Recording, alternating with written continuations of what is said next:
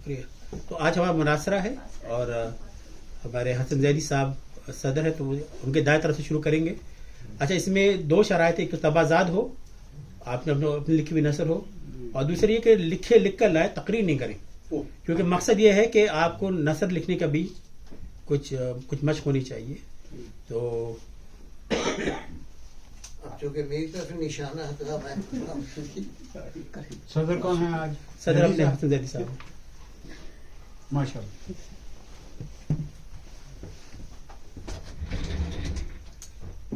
अस्सलाम वालेकुम। सबसे पहले तो मैं शुक्रगुजार हूँ जनाब रिजवान हसनी साहब का कि उन्होंने मुनासरा शुरू करके हमें इंस्पायर किया है कि हम शायरी के अलावा भी कुछ बोलें, बल्कि होना भी चाहिए कि एक आदमी खाना खा खा के थक जाता है, वो चाहता है कुछ चेंज हो। अब बिरयानी हम रोज खा रहे हैं तो हमारे पास कुछ और भी होना चाहिए। तो बहरहाल, और इसमें इनकी शराइत है कि तबाजाद हो, आपके एक्सपीरियंस हो, और आप खुद अपने जो भी आपके एक्सपीरियंस उसको बयान करें। तो बहरहाल ये मेरे पास आज कल कोई मटेरियल आ नहीं रहा था, तो मैंने अपने माजी पे झांका, तो कुछ चीज़ें मुझे अभी भी हैं जो कि आइंदा भी सुनाऊंगा। तो एक बड़ी इंटरेस्टिंग चीज़ है, दिलचस्प, आपको पसंद आएगी। गो के इसमें कुछ पर्सनल चीज़ें भी हैं बीच में, लेकिन मैंने कहा चलिए आपके सामने पेश करता हूँ।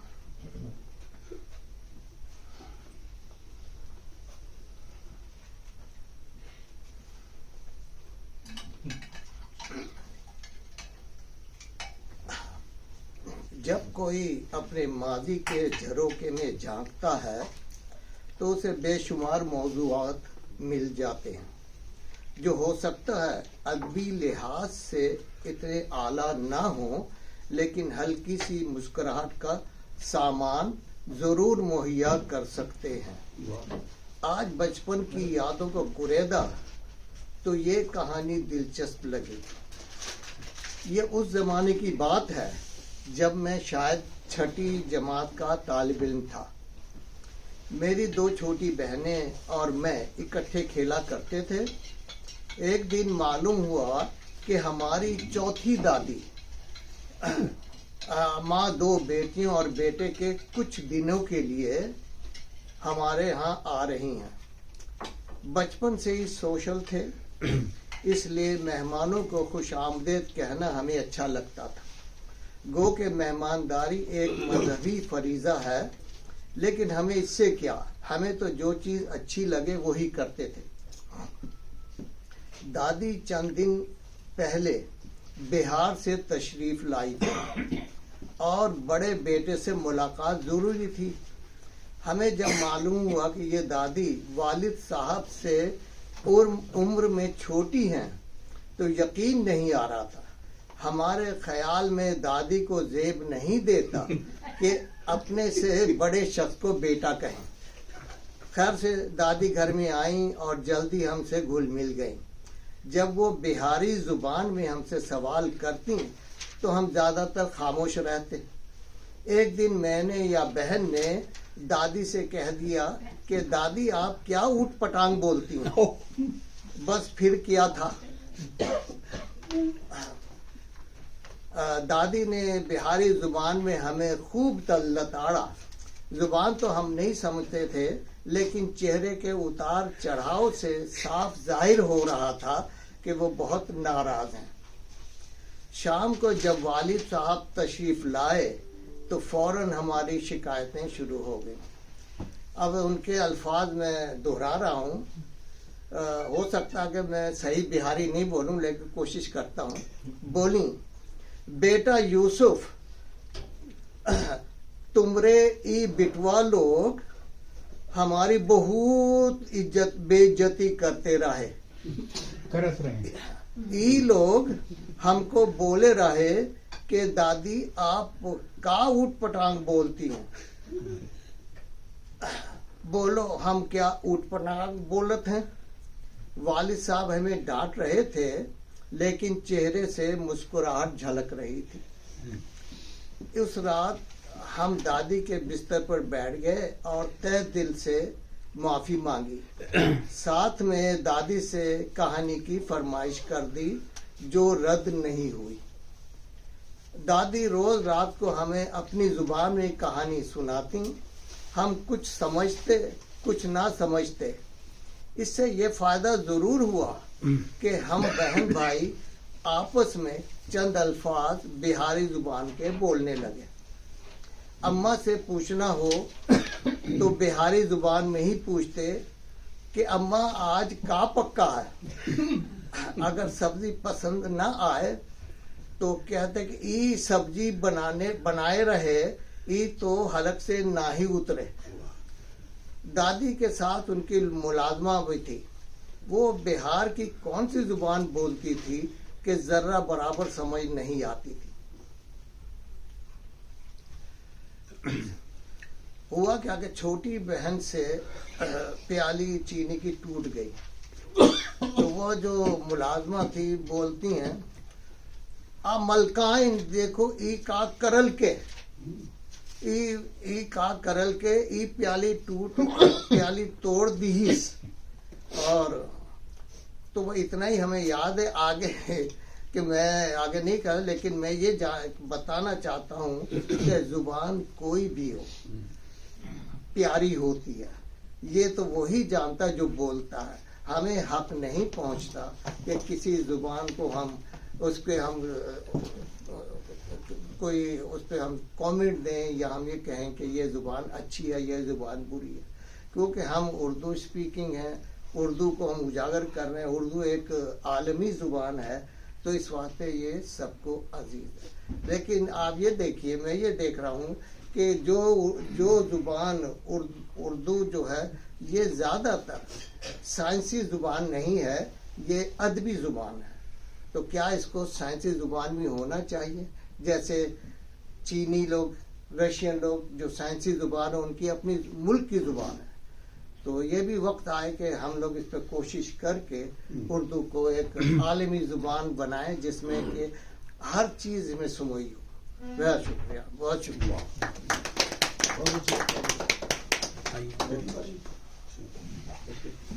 پھر آپ کی آ جائیں گے. آپ کی اور میری کہانی ایک جیسی ہے. میری صرف اتنا فرق اتنا ہے, میری دادی ملتان کی تھی تو وہ ملتانی پنجابی بولتی, کسی کو سمجھ نہیں آتی تھی. تو اس کا مطلب ہے ہمارے ساتھی ہیں آپ. دادی بھائی ہیں. دادی بھائی شکریہ. گزارش یہ ہے, پہلی تو ایک دو باتیں میں کرنا چاہتا ہوں. ایک تو میں نثر نگار نہیں ہوں, تو نثر میں کم ہی لکھتا ہوں. شاعری میرا ہے شوق ہے. تو اس لیے اگر مضمون میں کوئی نثر نگاری کے اصول اگر پوری طرح اس میں نہ نظر آئیں آپ کو تو اس کو درگزر کیجیے. دوسرا یہ ہے کہ یہ جو میں نے ابھی لکھنا شروع کیا ہے یہ نثر جو اس کی وجہ ہے وہ یہ ہے کہ کچھ جو سروس کے میری جس سروس سے میرا کبھی ہے تو اس کے کچھ جو تجربات اور مشاہدات ہیں وہ جس سے کچھ نہ کچھ جس میں کوئی چیز آپ سمجھ لیں کہ سوچنے کی ہو یا کوئی سمجھنے کی ہو تو وہ آپ کو میں بتاؤں. تو اور چونکہ یہ ویڈیو جو ہے وہ پاکستان میں بھی جاتی ہے تو یہ دیکھیں گے جو دوست, تو ان سے معذرت کے ساتھ اگر ان کی کوئی اس میں دل آزاری ہو یا ان کو یہ اچھا نہ لگے. تو یہ مضمون کا عنوان ہے بکار سرکار, بکار سرکار, سرونگ دا اسٹیٹ. تو پاکستان میں سول سروس کو ایک خاص مقام حاصل ہے اور ملازمت اختیار کرنے والے لوگ اس کے حصول کے لیے کافی محنت اور وقت صرف کرتے ہیں. سول سروس میں جانے کی ایک وجہ یہ بھی ہے کہ اس میں کام کرنے والے لوگوں کو عزت اور مرتبہ بلند سمجھا جاتا ہے. پھر یہ بھی ہے کہ اس میں رہتے ہوئے اختیارات کا صحیح یا غلط استعمال لوگوں کی زندگی پر براہ راست اثر انداز ہوتا ہے. تو اس کے خواہشمند لوگ زیادہ تر مرتبہ کے بلندی کے چکر میں اسے اختیار کرتے ہیں لیکن اس سروس کا ایک حصہ ان افسروں پر بھی مشتمل ہوتا ہے جو صحیح معنوں میں لوگوں کی خدمت کرنا چاہتے ہیں. تو اب میں اپنے بارے میں کچھ بتانا چاہوں گا. ہوا کچھ یوں کہ جب میں ہائی اسکول کی 9ویں 10ویں جماعت کا طالب علم تھا تو ایک دن اسکول کی اسمبلی میں تقریر کے لیے تحصیل کے اسسٹنٹ کمشنر کو بلایا گیا. عام طور پر اسمبلی میں ہیڈ ماسٹر صاحب خود بچوں کو 5-7 منٹ کا لیکچر دیا کرتے تھے، لیکن اس دن بطور خاص یہ اہتمام کیا گیا کہ اسسٹنٹ کمشنر صاحب نے بچوں کو نہایت سادہ الفاظ میں محنت اور لگن سے پڑھائی کرنے اور کوئی نصب العین بنانے کی تلقین کی. اس طرح کی باتیں عموماً تمام مقرر حضرات بچوں کے لیے اسمبلی میں کرتے ہیں، لیکن جس سلیقہ مندی، اعتماد اور وضاحت کے ساتھ اسسٹنٹ کمشنر صاحب نے اس دن بات کی وہ دل کو ایسی لگی کہ نہ صرف وہ میرے لیے ایک رول ماڈل بن گئے بلکہ میں نے یہ بھی تہیہ کر لیا کہ مجھے بھی ایسا ہی کچھ کام کرنا ہے.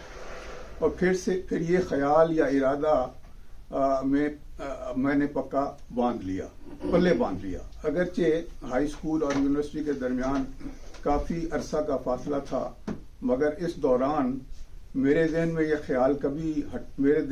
یہ خیال کبھی ہٹا نہیں. اور اگرچہ میں مختلف مرحلوں میں مختلف مضامین پڑھتا رہا، لیکن ساتھ ساتھ مطالعہ کی سمت مقابلے کے امتحان کی جانب ہی رہی.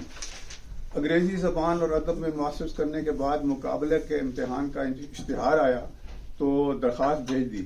جواب آیا کہ آپ تو انڈر ایج ہیں، آپ کی عمر ابھی 21 برس ہی نہیں ہوئی.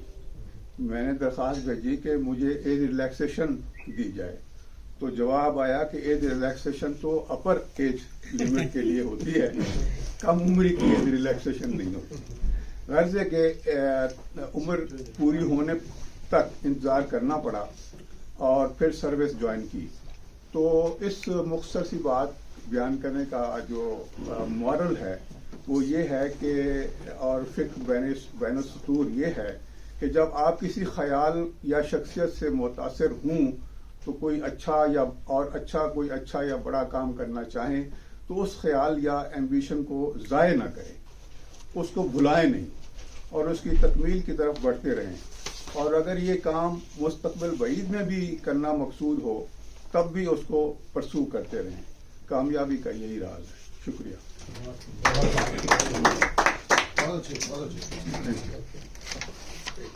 Very good and to the point.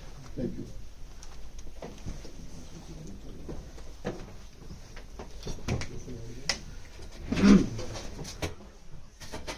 عنوان ہے ایک دفعہ کا ذکر ہے.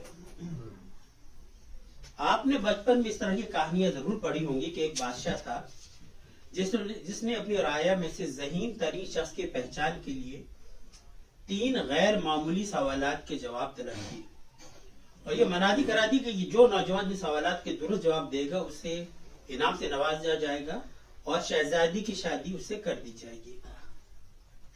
پوری رعایا میں سے کئی لالچی نوجوان قسمت آزمائی کرتے ہیں پر کسی کی جنرل نالج اور آئی کیو اتنا نہیں ہوتا کہ وہ صحیح جوابات دے پائے.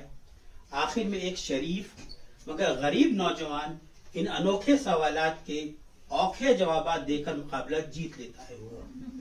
بادشاہ بہت خوش ہوتا ہے، اسے انعامات سے نوازتا ہے اور اس نوجوان سے اپنی بیٹی یعنی شہزادی کی شادی بھی کر دیتا ہے. پھر کچھ عرصے بعد اقتدار داماد کو منتقل کر کے خود یاد الہی میں مصروف ہو جاتا ہے. کہانی ختم. آج کی نسل ایسی کہانیاں نہیں سنتی اور اگر آج کسی بچے کو یہ کہانی زبردستی سنا بھی دے تو اس کے ذہن میں کئی سوال اٹھتے ہیں، جیسے بادشاہ سلامت ہوئے 3 سوال کس نے بتائے، جس نے بتایا تھا اس کا کیا انجام ہوا. بادشاہ سلامت یہ کیسے جان لیا کہ جو ان سوالات کے جواب دے گا وہ شخص ذہین ہوگا. بھائی کسی کا تکا بھی تو لگ سکتا ہے، یا ہو سکتا ہے اسے جواب کسی اور نے بتائے ہو. حکومت وقت نے اس امتحان میں نقل سے بچاؤ کے کیا انتظامات کیے تھے اور اگر نہیں کیے تھے تو کیوں نہیں کیے تھے؟ کیا تمام امیدواروں کو جواب دینے کے لیے یکساں مواقع ملے تھے؟ ایسا تو نہیں تھا کہ کسی علاقے میں کرفیو لگنے کے باعث کوئی حاضر نہ ہو سکا ہو. کیا امیدواروں کو کوٹا سسٹم کا سامنا کرنا پڑا؟ کیا کراچی کے ڈومیسائل والا اس مقابلے کے لیے اہل تھا؟ اگر کوئی نوجوان 3 میں سے صرف 1 یا 2 سوالات کے جواب درست دیتا تو کیا اسے کوئی کنسولیشن پرائز یا انعام یا اعزازی انعام ملتا؟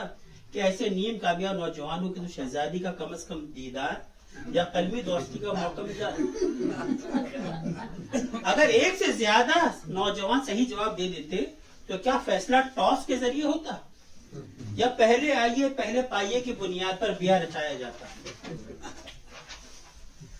بادشاہ کیسا باپ تھا کہ جس کو لڑکے کے کردار، شخصیت یا خاندان کی فکر نہ تھی؟ کیا شہزادی میں کوئی نقص تھا؟ پہلے کے زمانے کے کوئز شوز میں یا ذہنی آزمائش میں انعام شہزادیاں ملتی تھیں، پھر واٹر کولر ملنے لگے اور عمرے کے ٹکٹ بھی. تو ان میں سے سب سے بہتر انعام کیا تھا؟ اس سارے قصے میں شہزادی کی رضا تھی یا نہیں؟ شہزادی کی خاموشی پر راوی کیوں خاموش ہے؟ شریف لڑکوں کو صرف کہانیوں ہی میں شہزادیاں ملتی ہیں، اصل زندگی میں شہزادیاں شریف ذاتوں سے شادی کیوں نہیں کرتی؟ تخت شاہی کے لیے تاریخ میں بیٹا باپ کو، باپ بیٹے کو اور بھائی بھائی کو شہید کر دیتا ہے، تو پھر اس بادشاہ نے اپنے داماد کو بادشاہت دے کر یہ پاکستان پیپلز پارٹی والی غلطی کیوں کی؟ بادشاہت ختم ہو جانے کے بعد سابق بادشاہ لوگ یاد الہی میں کیوں مشغول ہو جاتے ہیں؟ یہ سوال اپنی جگہ درست ہیں، لیکن میں سمجھتا ہوں کہ اس کہانی میں کچھ انکہی باتیں جنہیں سمجھ کر الجھنیں کافی حد تک سلجھ جاتی ہیں. جیسے کہ یقیناً شہزادی بادشاہ کی اکلوتی اولاد تھی، اور کیونکہ بادشاہ کی کوئی اولاد نرینہ نہ تھی، اسے پتا تھا کہ اس کے بعد اس کے دامادی کو تخت ملے گا، لہذا اسے ایسا دما چاہیے تھا جو کہ حکومت چلانے کے لیے تھوڑا سا سیانہ بھی ہو اور اپنی بیوی یعنی بادشاہ کی بیٹی سے دب کر رہے. لہذا اس نے مشکل سوالات کا طریقہ وضع کیا اور کوشش کی کہ محکوم عوام ہی سے کوئی داماد ملے تاکہ وہ احساس کمتری کے باعث قابو میں رہے. لڑکی کی تعلیم کی کوئی شرط نہ تھی، کیونکہ ازدواجی اور شاہانہ ذمہ داریاں پوری کرنے کے لیے تعلیم کی چندہ ضرورت نہیں. بادشاہ سلامت کے لیے لڑکے کا خاندان اس لیے اہم نہ تھا کہ گھرانہ کیسا بھی ہو، ایک بار شاہی منصب مل جاتا ہے تو کمینہ بھی باعزت ہو جاتا ہے. نیز یہ کہ بادشاہ کے پاس ملک کے خفیہ ادارے موجود تھے. پیکا نما قوانین ہماری سیاسی میراث ہیں. لڑکے کے کردار کی ضرور جانچ ہوئی ہوگی. کہانی میں اس کے ذکر کی ضرورت نہیں کہ خواہ خواہ آپ بھی شرمسار ہو، مجھ کو بھی شرمسار کرو.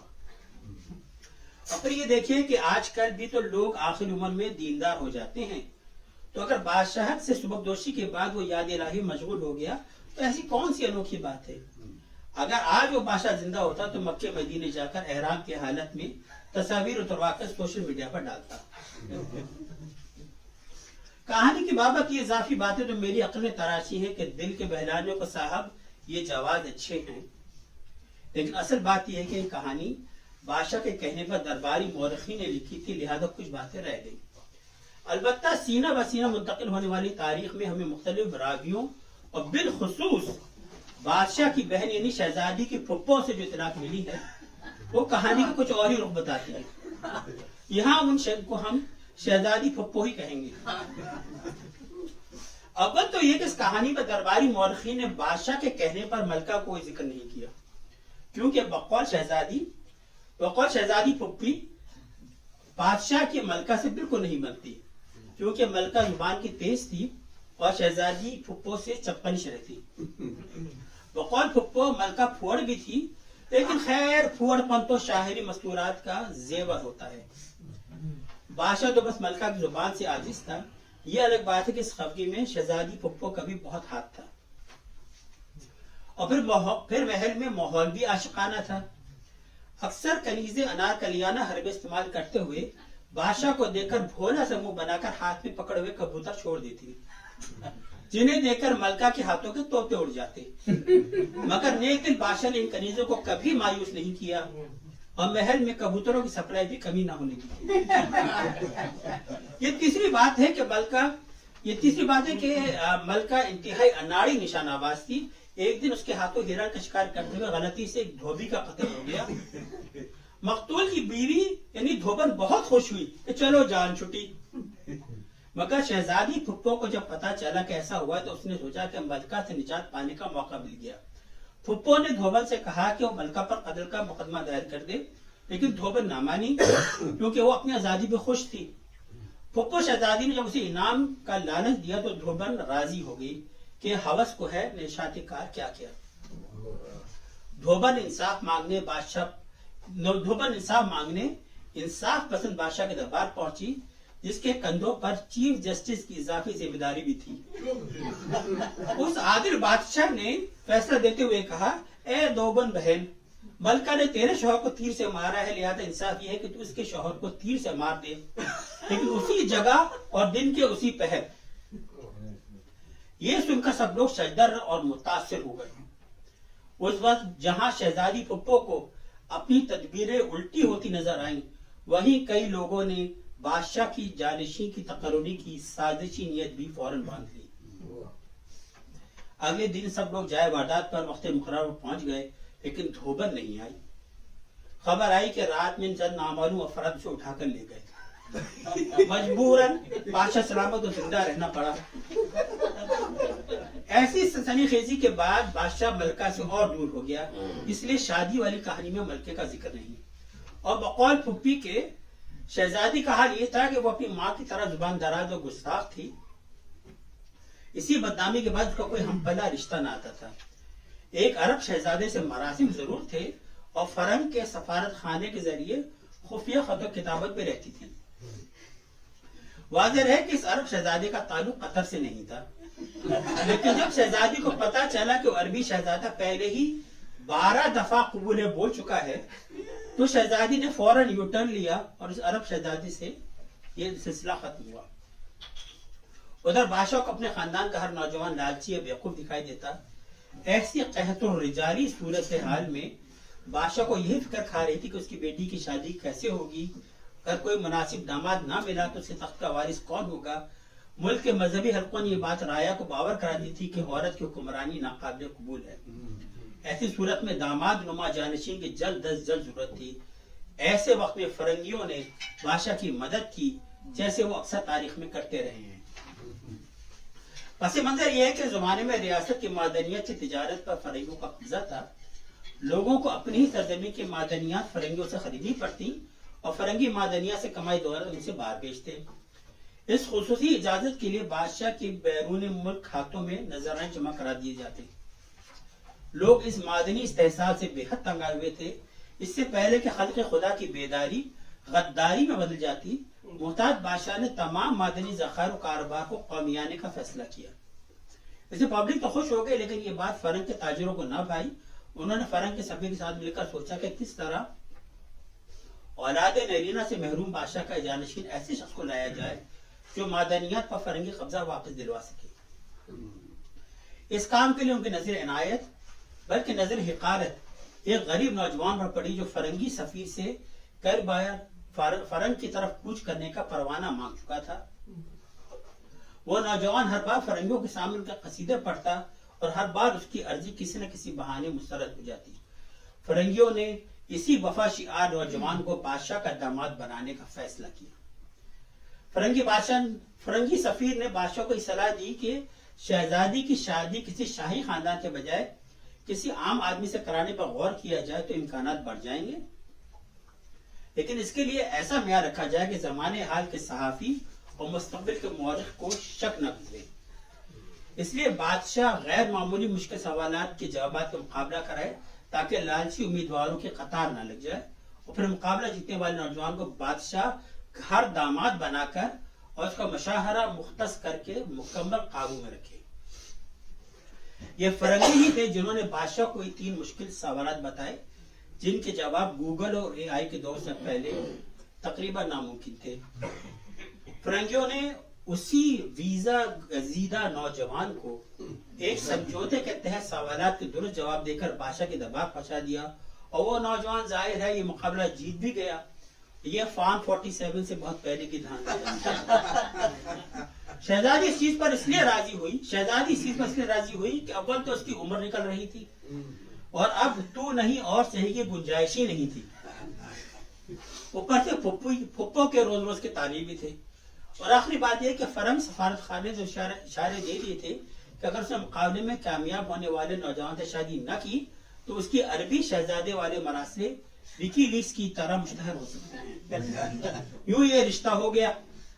کہتے ہیں شادی میں پھپھو شریک نہیں ہوئی. اس میں قطعی حیرت نہیں کیونکہ آج بھی ہمارے معاشرے میں شادی پہ کوئی نہ کوئی پھپھو ضرور ناراض ہوتی ہیں. شادی کے بعد فرنگیوں نے دباؤ ڈالا کہ بادشاہ اپنی روح کی پرواز کا انتظار نہ کرے اور جلد از جلد اقتدار اپنے داماد کو منتقل کر دے ورنہ بادشاہ کی تمام بیرون ملک دولت کی پرواز کر سکتی ہے اور ہو سکتا ہے کہ محل کے کبوتر اور کبوتریاں بھی سوئے فرنگ پرواز کر جائیں. اور یوں بیرونی مداخلت سے ایک اور حکومت تبدیل ہوئی اور داماد کو اقتدار پر امن طور پر منتقل ہو گیا. اقتدار ملتے ہی نئے بادشاہ نے تمام مدنیات کے ٹھیکے فرنگیوں کو حسب وعدہ دوبارہ منتقل کر دیے اور فرنگیوں نے حسب دستور نئے بادشاہ یعنی اس نوجوان کے بیرونی ملک کھاتوں میں نذرانی جمع کرانے شروع کر دی. اور پھر جیسا اس زمانے کا رواج تھا داماد جی نے جو اب نیا بادشاہ تھا پرانے بادشاہ اور ملکہ کو حج کے لیے عرب بھیجنے کی ٹھان اور اعلان کرا دیا کہ ریٹائرڈ بادشاہ یاد الہی میں مشغول رہنے کے تسلسل میں مکہ شریف جا رہی ہیں. آپ کو تو پتا ہے کہ ریٹائرمنٹ کے بعد تو گریڈ 22 کے سرکاری افسر کی بھی توقع نہیں رہتی. ہاں البتہ ریٹائرڈ جنرل کا معاملہ الگ ہے مگر یہ تو صرف سابق بادشاہ تھا ریٹائرڈ بیوروکریٹ یا فوجی تو نہیں تھا لہٰذا عرب جانے کے سوا اس کے پاس کوئی چارہ نہیں تھا. لیکن راوی کہتا ہے کہ پرانے بادشاہ کا بحری جہاز جیسے ہی بندرگاہ سے روانہ ہوا اس پر ایک دھماکہ ہوا جہاز تباہ ہو گیا اور اس پر سوار پرانے بادشاہ اور ملکہ سمیت ہر شخص پانی میں غرق ہو گیا. کہتے ہیں کہ چلتے چلتے آخری وقت میں اس جہاز پر آموں کی ایک پیٹھی لادی گئی تھی جس کے اندر آتش گیر مادہ تھا. یہ دھماکہ اسی آتش گیر مادے کی وجہ سے ہوا. یہ آموں کی پیٹی کس کے ایما پر جہاز میں لادی گئی اس بارے میں پھپھو اور راوی دونوں ہی خاموش ہیں.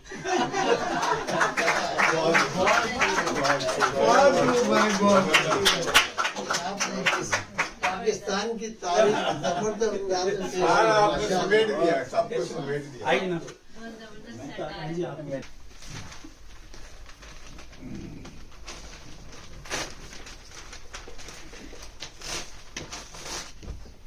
سنجیدہ مضمون ہے لیکن ہمارا اتنے مزاحیہ نہیں ہے. اتنے مزاحیہ مضمون کے بعد سنجیدہ کی گنجائش بنتی نہیں ہے لیکن بس کافی گنجائش ہوتی ہے آپ کی سنجیدہ مضمون کی. تو اس مزاح میں بھی سنجیدگی کافی. ہاں اس مزاح میں کافی سنجیدگی تھی. تو میرے مضمون کا موضوع ہے شاعری آمد یا آورد. کچھ مباحثے ایسے ہیں جو روز ازل سے چلے آ رہے ہیں اور شاید ہمیشہ ہی چلتے رہیں گے. مثلاً تدبیر یا تقدیر، فطرت یا پرورش، سائنس یا مذہب، سرمایہ داری یا اشتراکیت. ایسا ہی ایک مباحثہ ہے کہ شاعری آمد ہے یا آورد. شاعری کے حوالے سے آمد اور آورد دو اہم اصطلاحات ہیں جو تخلیقی عمل کی نوعیت کو بیان کرتی ہیں. جب شعر بغیر کسی کوشش کے فطری طور پہ دل و دماغ میں اتر آئے تو اسے آمد کہتے ہیں. یہ وہ کیفیت ہے جب شاعر کو الفاظ اور خیالات خود بخود مل جاتے ہیں جیسے کسی الہام یا وجدانی لمحے میں. بڑے شاعروں کے کچھ بہترین اشعار اسی آمد کی دین ہوتے ہیں. ایسا لگتا ہے کہ وہ لفظوں کو حکم دیتے ہوں اور لفظ ان کی اطاعت میں قطار اندر قطار کیفیات کی ابلی تھامے چلے آتے ہیں اور اشعار کا روپ ڈھال لیتے ہیں. آورد جب شاعری کسی محنت، غور اور فکر اور مسلسل ترمیم کے بعد وجود میں آئے تو اسے آورد کہتے ہیں. اور یہ وہ کیفیت ہے جب شاعر کو موضوع، الفاظ، بحر اور خیالات کو ترتیب دینے کے لیے محنت کرنی پڑتی ہے. اچھی شاعری میں عام طور پہ آمد اور آورد دونوں کا امتزاج ہوتا ہے. بعض اوقات کوئی خیال اچانک ذہن میں آ جاتا ہے لیکن اسے مکمل نظم یا غزل کی شکل دینے کے لیے محنت درکار ہوتی ہے. بڑے شاعروں میں بھی دونوں رجحانات پائے جاتے ہیں اور ہر شاعر کے تجربات مختلف ہو سکتے ہیں. عرفان ستار سے ایک مکالمے کے دوران انہوں نے مجھے بتایا کہ طبع موضوع اور تخلیقی ذہن تو قدرت کی دین ہے مگر اس کے بعد سب کچھ آپ کی فنی دسترس اور ذخیرہ الفاظ اور ان الفاظ کو استعمال کرنے کے سلیقے اور صلاحیت پر منحصر ہے. آمد کو یوں سمجھیے کہ اگر آپ فنی طور پہ مضبوط ہیں، مشق خوب کی ہے اور زبان جانتے ہیں تو یکسوئی اور شعر گوئی پر آمادگی کے وقت اشعار آسانی سے موضوع ہوتے چلے جاتے ہیں. گویا آپ کی قوت متخیلہ متحرک ہے، آپ کے مزاج سے مطابقت رکھتی ہوئی زمین سوج گئی ہے اور آپ کا ذہن منہمک ہے. اس کے برخلاف پوری صلاحیت ہوتے ہوئے بھی بعض اوقات شعر مشکل سے تخلیق پاتے ہیں اور یہ مشکل مصروں میں بھی چھلکتی ہے، اور ہم کہتے ہیں فلاں غزل یا شعر آمد کا نہیں آورت کا ہے۔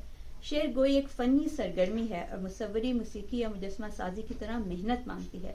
خود عرفان ستار کے الفاظ میں لفظ کافی نہیں ہے سفر کے لیے، اس دیار سخن میں گزر کے لیے عاجزی چاہیے، آگہی چاہیے، درد دل چاہیے، چشم تر چاہیے۔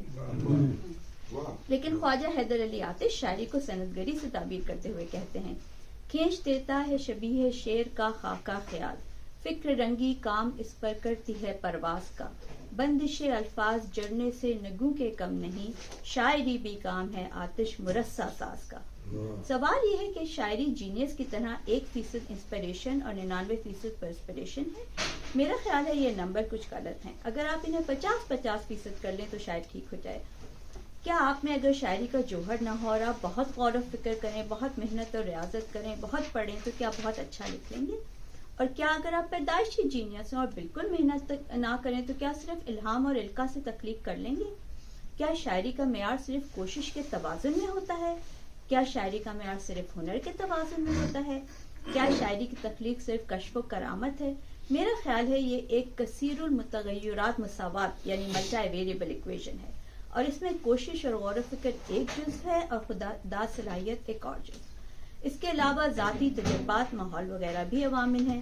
صلاحیت بدیت ہوتی ہے، ہنر محنت اور ریاضت سے چمکتا ہے، اور موضوعات مطالعے اور مشاہدے سے ملتے ہیں۔ ان میں سے کتنے فیصد کیا کار فرما ہوتا ہے یہ کہنا مشکل ہے، مگر اس تکون کا ہونا لازمی ہے، اور یہ بھی ضروری ہے کہ بقول اثر نفیس مہر یا قہر کا ہونا بھی لازمی ہے جو کہ مہمیز کا کام کرے، تبھی سچا شعر وجود میں آتا ہے۔ آمد کے حق میں دلائل دینے والے کہتے ہیں، ہم تو الفاظ سے ایک دھند ہٹا لیتے ہیں، شعر پہلے سے خیالوں میں لکھا ہوتا ہے۔ یقیناً کچھ لمحے ایسے ہوتے ہیں جنہیں لائٹ بلب مومنٹس کہا جا سکتا ہے، تو ایسے لمحوں میں کچھ نہ کچھ غیب سے بھی آتا ہی ہوگا۔ مجھے ذرا غیبی طاقتوں پر یقین ہے، اس سے مجھے مضامین کے غیب سے آنے پر بھی یقین ہے، خصوصاً اگر انہیں وصول کرنے کے لیے غالب موجود ہوں۔ یہ کمال ہوتا ہے استاد شعرا کا، جتنی دیر میں ہم جیسے ردیف قافیہ بھی نہیں ڈھونڈ پاتے، اساتذہ پوری غزل کہہ لیتے ہیں۔ یقیناً یہ آمد ہی ہوتی ہوگی۔ ایک زود گو شاعر بہت تیزی سے شعر کہہ لیتا ہے، اسے زیادہ سوچنا نہیں پڑتا۔ داغ اپنی زود گوئی کے لیے مشہور تھے، وہ لمحوں میں گرا لگا دیتے تھے۔ ان کے حالات زندگی پڑھیں تو انہیں تلاش معاش نہیں کرنی پڑی، کیونکہ وہ وظیفہ خوار تھے۔ وہ مرغن ناشتہ کرتے، پھر اپنی بیٹھک میں بیٹھ کر اپنے شاگردوں کے کلام پر اصلاح دیتے، ایک دوپہر میں درجنوں غزلیں دیکھ لیتے، ان کی اصلاح بھی کر دیتے اور درجنوں غزلیں کہہ بھی دیتے۔ انہیں مصرع موضوع کرنے میں کوئی وقت نہیں لگتا تھا۔ اگر ان کی شاعری آورت کی شاعری ہوتی تو دن میں ایک آدھ غزل سے زیادہ نہیں لکھ پاتے۔ جوش بھی اپنی تمام شاعری کو آمد قرار دیتے ہیں۔ ان کا کہنا ہے، شاعری کے باب میں بعض بزرگوں نے ایک خالص دینی مصلحت کی بنا پر، جس کی شرح کا یہاں موقع نہیں، یہ عجیب کلیہ وضع فرمایا ہے کہ صرف اس موضوع کلام پر شعر کا اطلاق ہوگا جو بالقصد کہا گیا ہو۔ اگر یہ کلیہ تسلیم کر لیا جائے تو چونکہ میں نے آج کی تاریخ میں ایک مصرع بھی بالقصد موضوع کرنے کا ارتکاب نہیں کیا ہے، اس لیے آپ کو اختیار کامل حاصل ہے کہ میرے تمام کلام کو شاعری سے کلیتاً خارج فرما دیں اور میرے غیر شاعر ہونے کا اعلان فرما دیں۔ میں خوش، میرا خدا خوش۔ حال ہی نے مقدمہ شعر و شاعری میں اس موضوع پر تفصیلی مضمون لکھا ہے۔ وہ لکھتے ہیں کہ بعض لوگ کہتے ہیں جو شعر یا جملہ شاعر یا ادیب کے زبان یا قلم سے بے ساختہ ٹپک پڑے، وہ اس شعر یا نثری تحریر سے زیادہ لطیف و پر اثر ہوتا ہے جو بعد از غور و فکر مرتب کرا گیا ہو۔ بعض اس موقع پر یہ مثال دیتے ہیں کہ جو شیرہ انگور سے خود بخود ٹپکتا ہے وہ شیرے سے زیادہ میٹھا اور پر لطف ہوتا ہے جو انگور سے نچوڑ کر نکالا جائے، مگر ہم اس رائے کو تسلیم نہیں کرتے۔ یہ حال ہی کا ہی کہنا ہے۔ اول تو یہ مثال جو اس موقع پر دی جاتی ہے، اس سے یہ رائے خود ہی غلط ثابت ہو جاتی ہے کہ جو شیرہ انگور سے خود بخود اس کے پک جانے کے بعد ٹپکتا ہے وہ یقیناً اس شیرے کی نسبت بہت دیر میں تیار ہوتا ہے جو کچے انگور سے نچوڑ کر نکالا جاتا ہے۔ مستثنی حالتوں کے سوا ہمیشہ وہی شعر زیادہ مقبول، زیادہ لطیف، زیادہ بامزہ، زیادہ سنجیدہ اور زیادہ مؤثر ہوتا ہے جو کمال غور و فکر کے بعد مرتب کیا گیا ہو۔ حقیقت یہی ہے کہ آمد کو بھی آورت کی ضرورت ہوتی ہے۔ مشہور شاعروں اور ادیبوں کے مسودے چھانٹنے پر معلوم ہوتا ہے کہ جو اشعار و نثر پارے ان کے نہایت صاف اور بے ساختہ معلوم ہوتے ہیں وہ 20 مرتبہ کاٹ چھانٹ کرنے کے بعد لکھے گئے ہوتے ہیں۔ خشک سیروں تنے شاعر میں لہو ہوتا ہے، تب کہیں آتی ہے ایک مصرع تر کی صورت۔ ابن رشید اپنی کتاب عمدہ میں لکھتے ہیں کہ جب شعر سر انجام ہو جائے تو اس پر بار بار نظر ڈالنی چاہیے اور جہاں تک ہو سکے اس میں خوب تنقیح اور تہذیب کرنی چاہیے۔ پھر بھی اگر شعر میں جودت اور خوبی نہ ہو تو اس کو دور کرنے میں پس و پیش نہ کرنا چاہیے، جیسا کہ اکثر شعراء کیا کرتے ہیں۔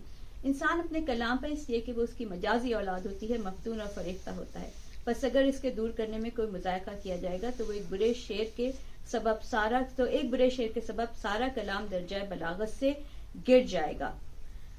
اور اگر ہنر نہ ہو، صلاحیت بھی نہ ہو، علم و عروج بھی نہ ہو، موضوع طبیعت بھی نہ ہو، لگن بھی نہ ہو، محنت بھی نہ ہو، پھر بھی کوئی حکیم آپ کو شاعری کرنے کا مشورہ دے تو مایوس نہ ہو۔ آپ کو صرف فالتو وقت، ایک عدد کمپیوٹر اور مضبوط وائی فائی رکھنا چاہیے۔ ایسی تخلیق کو ٹک ٹاک شاعری کہا جاتا ہے۔ اس کی تخلیق میں نہ آمد کا دخل ہوتا ہے اور نہ آورت کا، اور نہ وزن اور قافیے کی دشوار گھاٹیوں سے گزرنا پڑتا ہے، بس سبسکرائبرز کی تمنا اور لائکس کی خواہش ہونا چاہیے۔ اگر یہ شاعری کسی خاتون کے تصویری خاکے کے کلک بیٹ کے ساتھ پیش کی جائے تو اسے موضوع لطیف، مؤثر اور بامانی ہونے کی قطعاً ضرورت نہیں، ہاں خاتون کا دلکش اور دیدہ زیب ہونا شرط ہے۔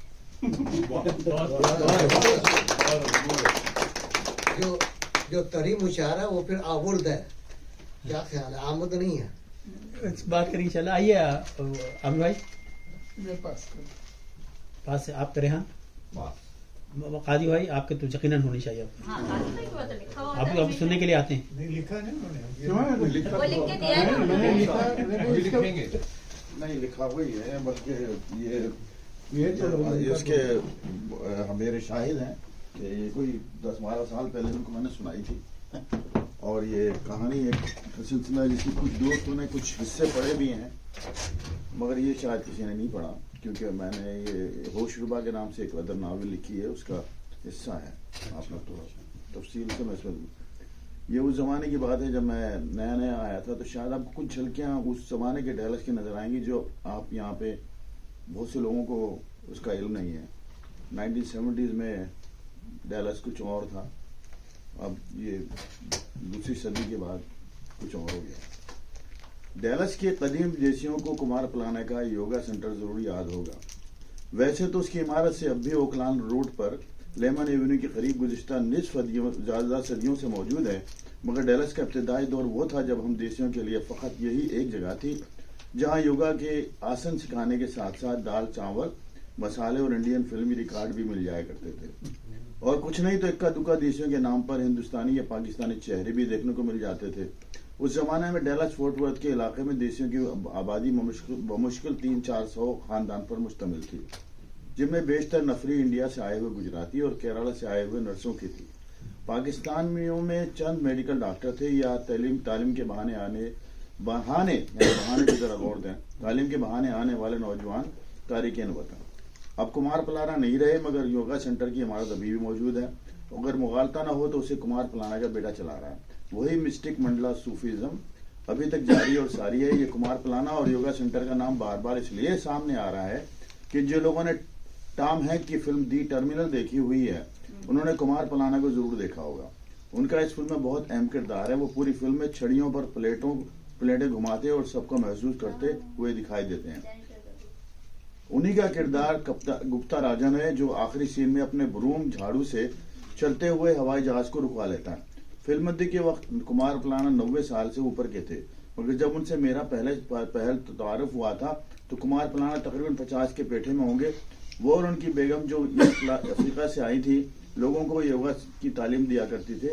بعد میں ان دونوں کی علیحدگی ہو گئی۔ مجھے امریکہ آتے ہی بیچ میں کافی ہوشربا تجربات ہوئے، جس کا یہاں ذکر میں نہیں کروں گا۔ اس سے اچھے بھلے ہوش مند انسان کا دماغ چل جانا لازمی تھا۔ اچھا، لیکن وہ سارا کا سارا زمانہ، میں اس میں کافی کٹنگ کر کے آگے سنا رہا ہوں، لیکن وہ سارا کا سارا زمانہ اجتماعی خبط الحواسی کا ہی تھا۔ اس وقت ہپیزم گزشتہ دہائی سے بڑھ کر بام عروج پر پہنچنے کے بعد بتدریج زوال پذیر ہو تو رہا تھا، مگر ابھی تک اس کے اثرات نمایاں تھے۔ نوجوان لڑکے اور لڑکیاں سڑ جھاڑ منہ پہاڑ، گندے سندے، میلے کچیلے، ہپی بنے گھومتے، الٹے سیدھے گٹار بجا کر گانے گاتے۔ یا وہ زمانہ تھا کہ پنڈت روی شنکر اور بیٹلز نے ہندوستان کی پراسرار تہذیب سے مغرب کو مسحور کر دیا تھا۔ امریکہ اور برطانیہ کی گورے جوک در جوک ہندوازم میں داخل ہو رہے تھے۔ ہرے راما ہرے کرشنا کے بھگت اور سیوک گیروئے کپڑے پہنے ایئرپورٹ سے ہی ڈھول اور ٹیلیاں بجا کر گاتے نظر آتے۔ ہپی لوگ ہندوستان سے درآمد شدہ رنگ برنگے گیروئے کپڑا اور کرتا پاجامہ دھوتی پہن کر اپنے آپ کو سادھو سمراٹ محسوس کرتے تھے. بول چال میں بھی ہاتھ جوڑ کر نمستے کرنا، ستار کی موسیقی سننا اور اگربتیاں جلا کر انڈین عطر لگا کر مہکنا بڑا ہی فیشن تھا. میں جب بھی یوگا سینٹر جاتا وہاں سے خوشبوؤں میں مہکتا ہوا واپس آتا. یوگا سینٹر کے عقب میں ایک چھوٹی سی ندی ٹٹل کریک کہلاتی تھی. اس ٹٹل کریک پر ٹٹل یعنی کچھوے کم اور ہپی مرد اور عورتیں زیادہ نظر آتی تھیں. ہر ایک اپنی دھن میں اور چرس کے نشے میں مگن نظر آتا تھا. جسے بھی ملو بہت ادب سے جھک کر خیر مقدم کرتا، پیس برادر کہتا. مجھے بھی مدہوشی کے عالم میں اسی رنگ میں رنگنا پڑا. جب ایسا ہوا تو ارد گرد کے ماحول میں مجھ جیسے ایک اور باولے کا اضافہ ہونے سے مجھ سمیت کسی کو کوئی فرق نہیں پڑا. میں گیان اور اگیان کے دوراہے پر کشف اور مراقبے سے اپنی روحانیت کو اجاگر کرنا چاہتا تھا. لاس ویگاس میں جو میرے ساتھ حالات ہوئے سنسنی خیز یہ ایک اندر کہانی ہے. مجھے روحانی دنیا اور آفاقی علوم کی طرف پوری طرح راغب کر دیا تھا. ہم اور اس بہرحال میں آگے تھوڑا بڑھانا اس کو. اپنے اطراف کی غیر مرئی حقیقتوں کو جاننا چاہتا تھا. ملنگ ملنگ دم ملنگ ملنگ مگر ڈیلس میں سیون شریف کے سخی لال شہباز قلندر کا آستانہ کہاں تھا جہاں میں جا کر نعرہ لگاتا حق مولا. بس غنیمت جان کر اور لے دے کر سوائے یوگا سینٹر کے اس شہر میں مجھے اور کوئی معقول جگہ نظر نہیں آئی. یوگا سینٹر کا مالک کمار پلانا نوجوانی کی عمر سے ہی دنیا بھر میں اپنے یوگا کی کرتب اور کمالات دکھا کر پیٹ پالتا رہا ہے. اس نے لاس ویگاس میں مشہور ایکٹر اور گلوکار سیمی ڈیوڈ جونیئر کے ساتھ مل کر بے شمار شو بھی کیے تھے. یہ حقیقی لوگ ہیں جن کو میں نے اپنی اس کہانی میں داخل کیا. اس کے عروج کا زمانہ تھا جب تھا پوری دنیا میں اس کے شو ہوا کرتے تھے. یہ سب تفصیلات تصاویر موجود تھی جو اس نے موڈ میں آ کر مجھے دکھائی تھی. وہ مجھ سے عمر میں 30-35 سال بڑا تھا مگر پھر بھی مجھے احترام سے شاپ کہہ کر بلاتا تھا. ہم دونوں کو گانے بجانے کا بہت شوق تھا. اس وجہ سے میری ہر فالتو شام یوگا سینٹر میں گزرنے لگی. ویسے بھی اس کا دروازہ ہر خاص و عام کے لیے ہر دم کھلا رہتا تھا. گلوکار، موسیقار، رقاصہ، نجومی، ستارہ شناس، صوفی، سادھو، بخشو اور اس ہر میدان کے فن کے رسیاں وہاں ویکینڈ کو آتے اور محفل جم جاتی. کمار پلانا خود بھی بھانت بھانت کے سازندے اور موسیقی کے شوقین فنکار ڈھونڈ کر وہاں جمع کر لیتا تھا. وہاں مجھے اپنی کھوج میں 2 ایسے لوگ نظر آئے جن کو دیکھ کر کچھ کو لگا کہ ان سے مجھے اپنی منزل تلاش کرنے میں روحانی مدد اور اسلام مل سکتی ہے. ایک تو ادھیڑ عمر کے جپسی نما خوش شکل لبنانی خاتون غنوا اور دوسرا ایک گورا تھا جس کا نام مجھے یاد نہیں. غنوا کمال صوفیزم کی پرستار تھی اور روحانی علوم پر اس نے بہت دسترس حاصل کر رکھی تھی. کہا جاتا ہے کہ قدرتی طور پر وہ سائیکی پاور کی حامل بھی تھی. اس وجہ سے شہر بھر میں مشہور تھا کیونکہ وہ اکثر پیچیدہ اور ناقابل حل جرائم کی تفتیش میں پولیس کی مدد کیا کرتی تھی اور اب تک کئی بے نشان قبروں میں دفن شدہ لاشوں کی بڑی کامیابی کے ساتھ نشاندہی بھی کر چکی تھی. دوسرا شخص ایک ادھیڑ عمر کا یورپین سیلانی جہاں گڑ تھا. گوری نسل سے تھا مگر فرفر اردو یا ہندی بول لیتا تھا. یہ بالکل درست ہے. اس کی ساری عمر ہندوستان کے مندروں، دھرمشالوں اور مقدس مقامات پر قدیم علوم کی تعلیم لینے اور مکتی کے ساتھ شکتی حاصل کرنے میں گزری تھی. وہ باکمال مداری بھی تھا اور اس زمانے میں سالگرہ پارٹیوں اور شادی بیاہ کے موقع پر کرتب اور جادو دکھا کر لوگوں کو بہلاتا تھا. یہ اس کی روزی روٹی کا ذریعہ تھا. میں ان دونوں کے قریب ہونے کی کوشش کرنے لگا کہ شاید میری وحشتناک طبیعت میں کسی طرح کی کچھ ٹھہراؤ آ جائے. سب سے پہلے میں نے گورے سنیاسی کو دوست بنانے کے لیے گھیرا. ایک دن میں اس کو شام کے وقت کھانا کھلانے کے لیے لے گیا اور موقع پا کر اس سے اپنا مدعا بیان کیا کہ اسپرچولزم کے بارے میں اس سے کچھ سیکھنا چاہتا ہوں. اس نے بڑی حیرت سے مجھے دیکھا، پھر کہا کہ وہ مدد ضرور کرے گا مگر ایسے نہیں. فرصت سے لیک ریہبرٹ کے پاس ملنا، وہاں بات کریں گے. اس نے گمبھیر لہجے میں کہا یہ کوئی آدھے گھنٹے کا کام نہیں ہے جو ایسے ہی آ جائے گا. میں فوری تیار ہو گیا. اسی ہفتے کی شام ملاقات طے ہوئی. اس نے کہا تھا کہ نہانے کے لیے سوئمنگ پول سوٹ لانا. میں وہ بھی لے آیا. اس کو جھیل کے قریب ہی مسکیٹ شہر کے قریب ایک اپارٹمنٹ سے اٹھایا. اس نے شدھ ہندی میں کہا پہلے بھوجن کرتے ہیں پھر شکشا پراپت کریں گے. میں چپ چاپ ایک فرما بردار شاگرد کی طرح اس کی اطاعت کرتا رہا. ڈنر کے لیے اس نے سب سے مہنگے ریستوران کا انتخاب کیا اور قیمتی فلیمینیان اور اسٹیک کے ساتھ مہنگی والی شراب آرڈر کی جس کے 3-4 پیگ وہ بڑے آرام سے اتار گیا. مال مفت دل بہرام. کھانے کے بعد وہ مجھے جھیل کے کنارے کمر کا اور پانی میں اتار کر لے گیا. شام کا وقت تھا مگر ابھی سورج غروب ہونے میں घंटा डेढ़ बाकी था। मुझे तैरना बिल्कुल नहीं आता था और वैसे ही वहां तैरने की इजाजत थी भी नहीं। उसके अलावा उस जमाने में ये भी अफवाह उड़ी हुई थी कि किसी कमबख्त ने कहीं से लाकर उस झील में कुछ मगरमच्छ भी छोड़ दिए थे। इस वजह से डर के मारे और ज्यादा बुरा हाल था कि यार मैं कहाँ फंस गया हूँ। उसने अपने आप हिंदू साधुओं जैसी गेरवे रंग की कपड़े पहने हुए थे, गले में माला कंठा, माथे पर तिलक, यानी वो फुल कॉस्ट्यूम में था।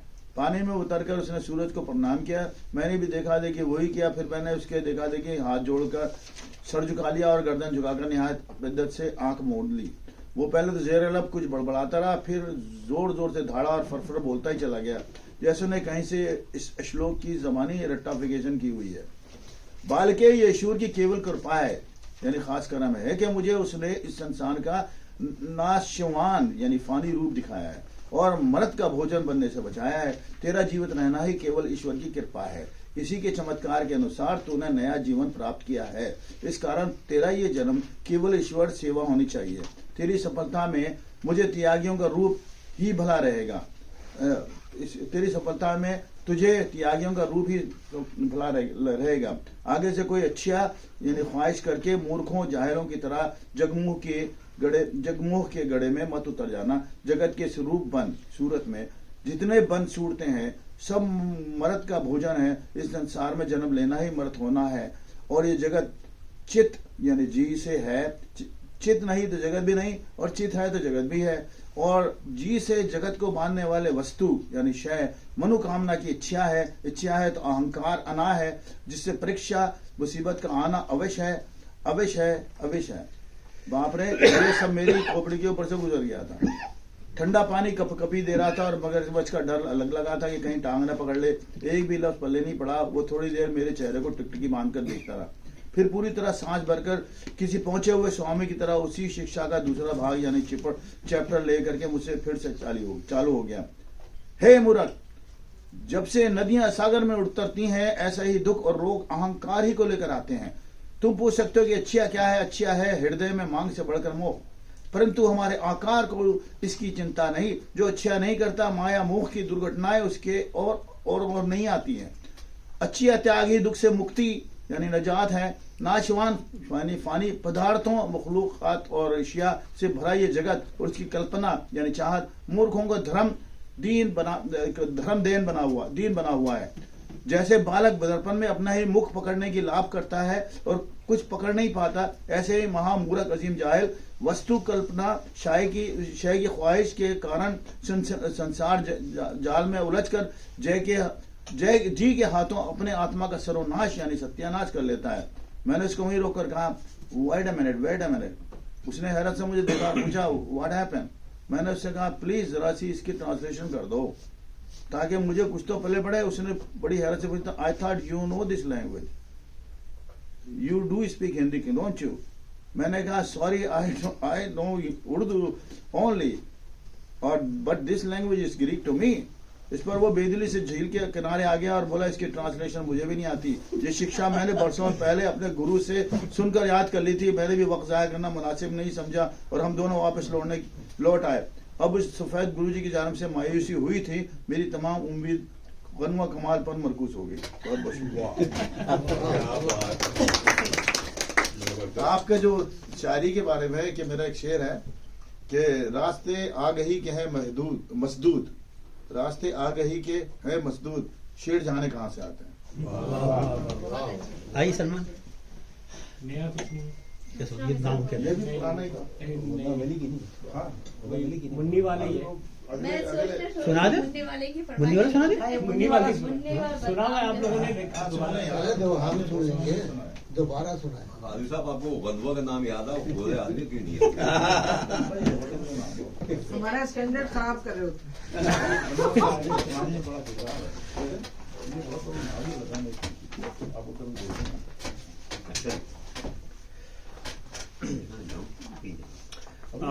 ये मजमून मैं पहले पढ़ चुका हूँ, मगर अगर आप दोबारा बर्दाश्त कर लें तो मुझे खुशी होगी।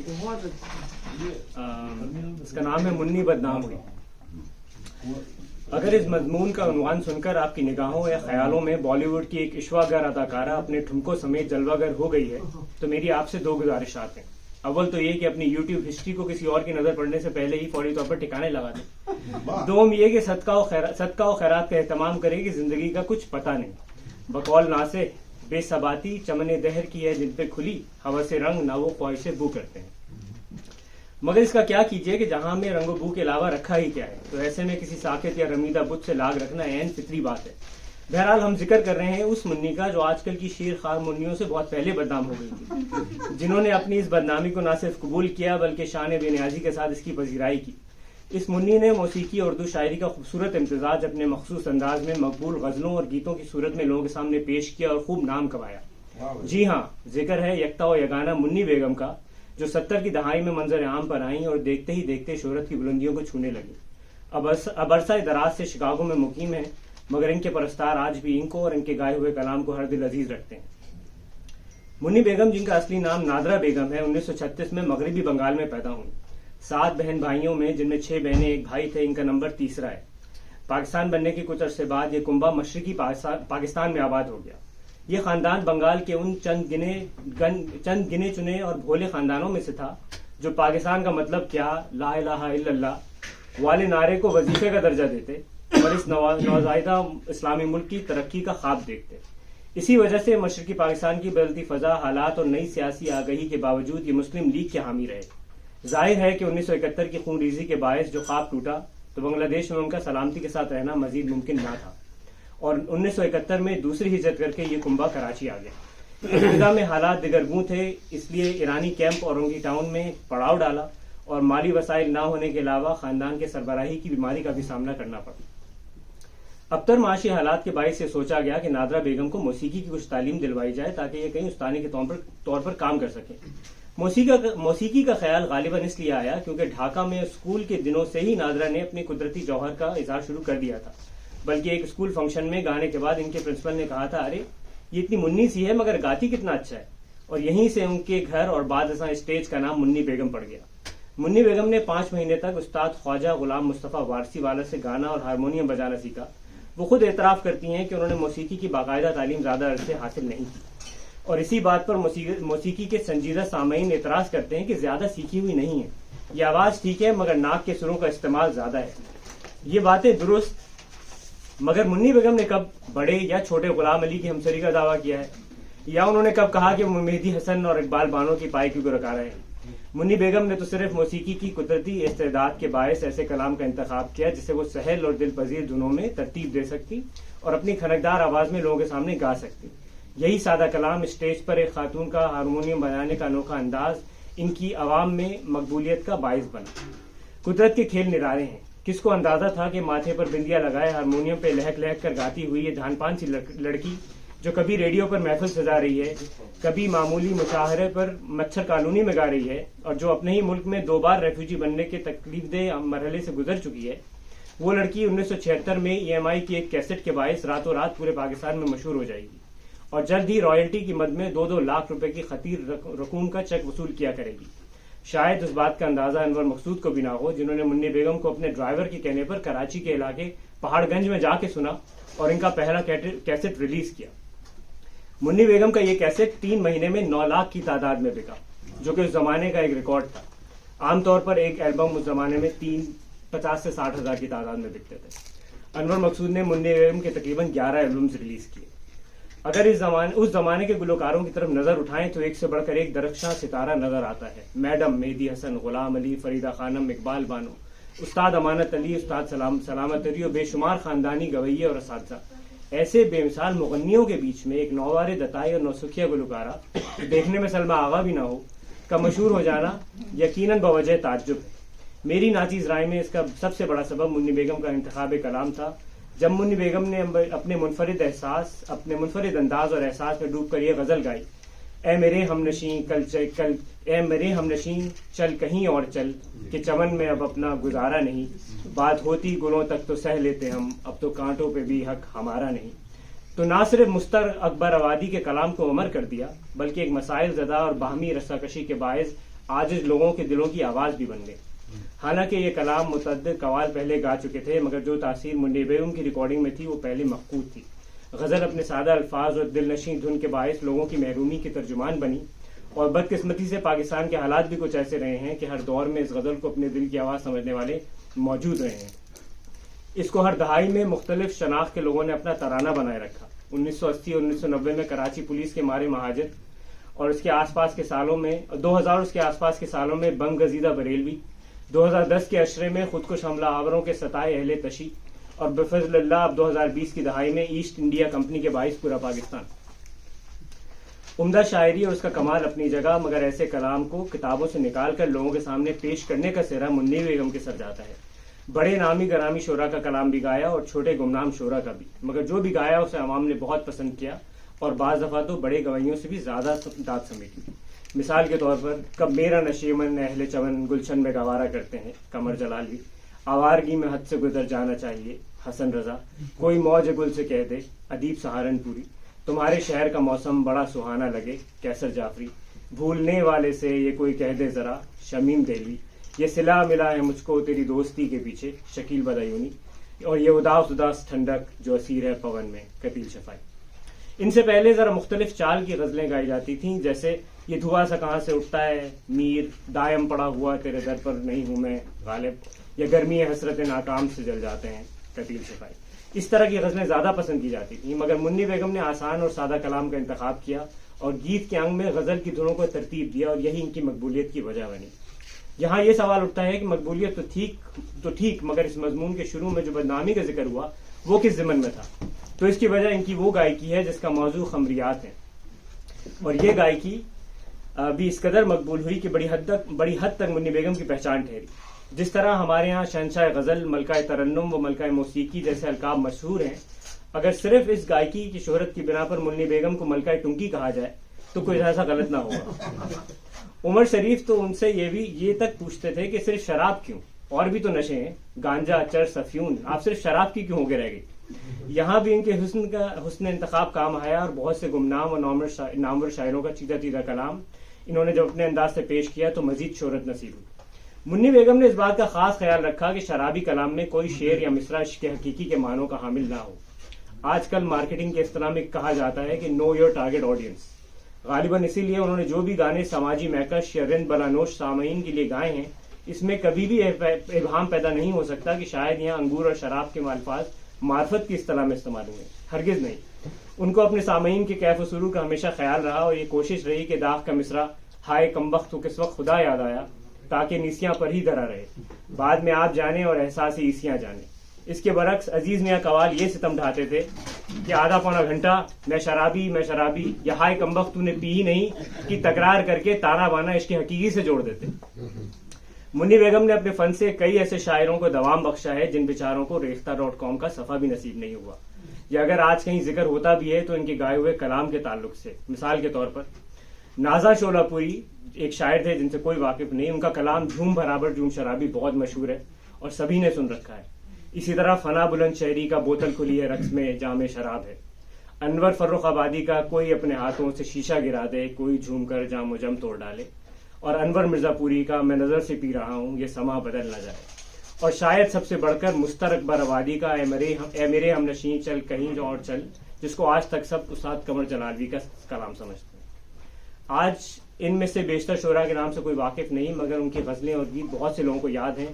بلکہ جھوم برابر جھوم شرابی کو تو اس قدر مقبولیت ملی کہ اس کو بجا طور پر ترانہ رندی قرار دیا جا سکتا ہے. منی بیگم کی گائکی میں جس ایک چیز کا بہت اہتمام کیا جاتا ہے وہ ہے صحیح تلفظ اور لفظوں کی درست ادائیگی. ان کے کسی گانے میں آپ کو تہذیب سے گرا ہوا شین، عین، خے یا بنا حلق والا قاف نہیں سنیں گے. اس معاملے میں انہوں نے یقیناً غزل گائکی کے اعلیٰ معیار کا پاس رکھا ہے، اور کہیں اس کا ہلکا سے بھی اشارہ نہیں ملتا کہ اہل زبان نہیں.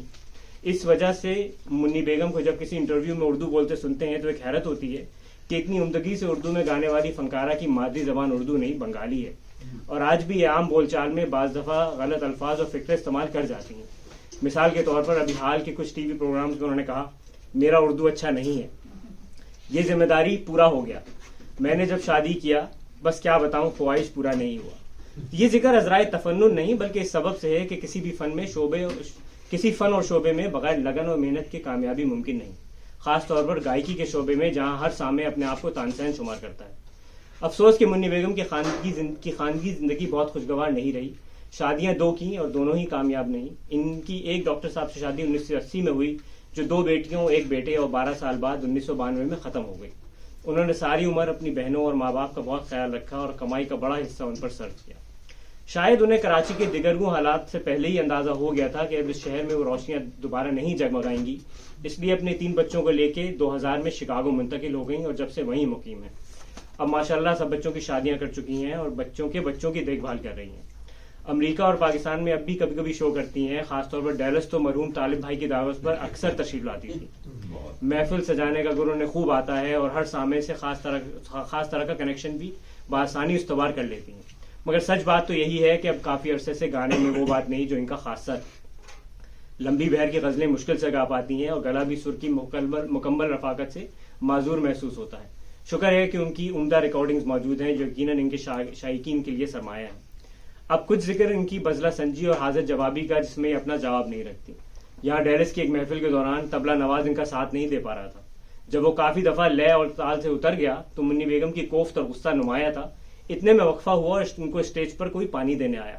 اس پر طبلے والے کی طرف اشارہ کر کے کہتی ہیں اسے بھی چلو بھر پانی دے دو. ایک اور قصہ جو ذرا 18+ قسم کا ہے وہ پاکستان کی ایک مشہور شخصیت نے ہمارے دوست علی بھائی کو سنایا. 1976 کی بات ہے جب می ٹو موومنٹ کا تصور بھی 40 سال دور تھا. منی بیگم کا پہلا کیسٹ EMI سے ریلیز ہونے کی تیاری ہو رہی تھی کہ انہیں ایک ڈائریکٹر سے ملنا پڑا جن کی منظوری البم کے لیے ضروری تھی. ملاقات سے پہلے ان کو لوگوں نے تنبیہ کر دی تھی کہ ذرا خیال رکھنا ان مخصوص افسر صاحب کو خواتین فنکاروں سے بے تکلف ہونے کا بہت شوق ہے جس دوران ان کے ہاتھ بھی بے قابو ہو جاتے ہیں. منی بیگم گئی اور ملاقات کامیاب رہی. بعد میں جب ان سے پوچھا کہ زیادہ پریشانی تو نہیں ہوئی تو کہنے لگی ارے وہ کوئی بات نہیں، اتنا ہاتھ تو دردی ناپ لیتے ہوئے لگا لیتے. ایک اور دفعہ ایک محفل کے دوران ایک سجیلے جوان نے کاغذ پر فرمائش لکھ کر انہیں دی. اس آدمی کے دوستوں نے شور مچایا کہ فرمائش نہیں نمبر دیا. منی بیگم نے فرمائش گائی اور پھر کاغذ کو غور سے دیکھ کے کہنے لگی ارے ایریا کوڈ تو لکھنا ہی بھول گئے تم. ہمارے عشرت اللہ دیتا بھائی آج نہیں آئے نے منی بیگم کے ساتھ شکاگو میں بہت وقت گزارا ہے اور ان کو قریب سے جانتے ہیں. ان کے بقول 3 بچوں کا ماں کے ساتھ عزت و تکریم کا رشتہ اور رویہ ہے. یہ بات بہت حوصلہ افزا ہے کیونکہ اس سے بڑھاپے کی آزمائش میں کمی آتی ہے اور ہمارے بے شمار فنکار جس قسم پرسی اور غربت کی حالت میں دنیا سے گئے ہیں وہ بھی سامنے کی بات ہے. ہماری بحیثیت پرستار دعا ہے کہ ان کی زندگی خیر سے گزرنے کے اسباب ہمیشہ موجود رہیں. شکریہ. بہت اچھی طارق بھائی آئیے. طالب صاحب کا ذکر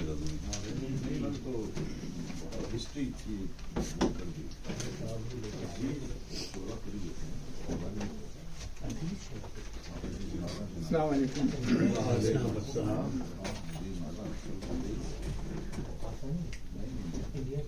میں اردو گھر کا بڑا شکر گزار ہوں کہ انہوں نے ایک مناظرے کا انعام کیا ہے اور اس میں اپنی تحریر کو لکھنے کا اور اس کو پیش کرنے کا ایک موقع دیا ہے جس سے آپ لوگ اس میں تصدیق کر سکتے ہیں. سب سے بڑی بات ہے کہ اردو گھر کی جو ہے وہ تعلیم، تہذیب، تحقیق اور تخلیق یہ اس مناظرے کی ایک کیا کہیں گے شکل مناظرے کی شکل ہی ہے.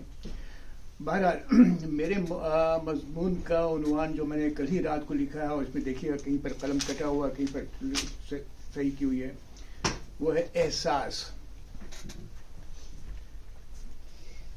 یوں تو میرا بچپن شعراء، ادیب اور نقادوں کے صحبت میں گزری. یہ میرا لڑکپن تھا اور لڑکپن ہونے کی وجہ کر اظہار رائے کی صلاحیت نہیں تھی. ہاں احساس تھا،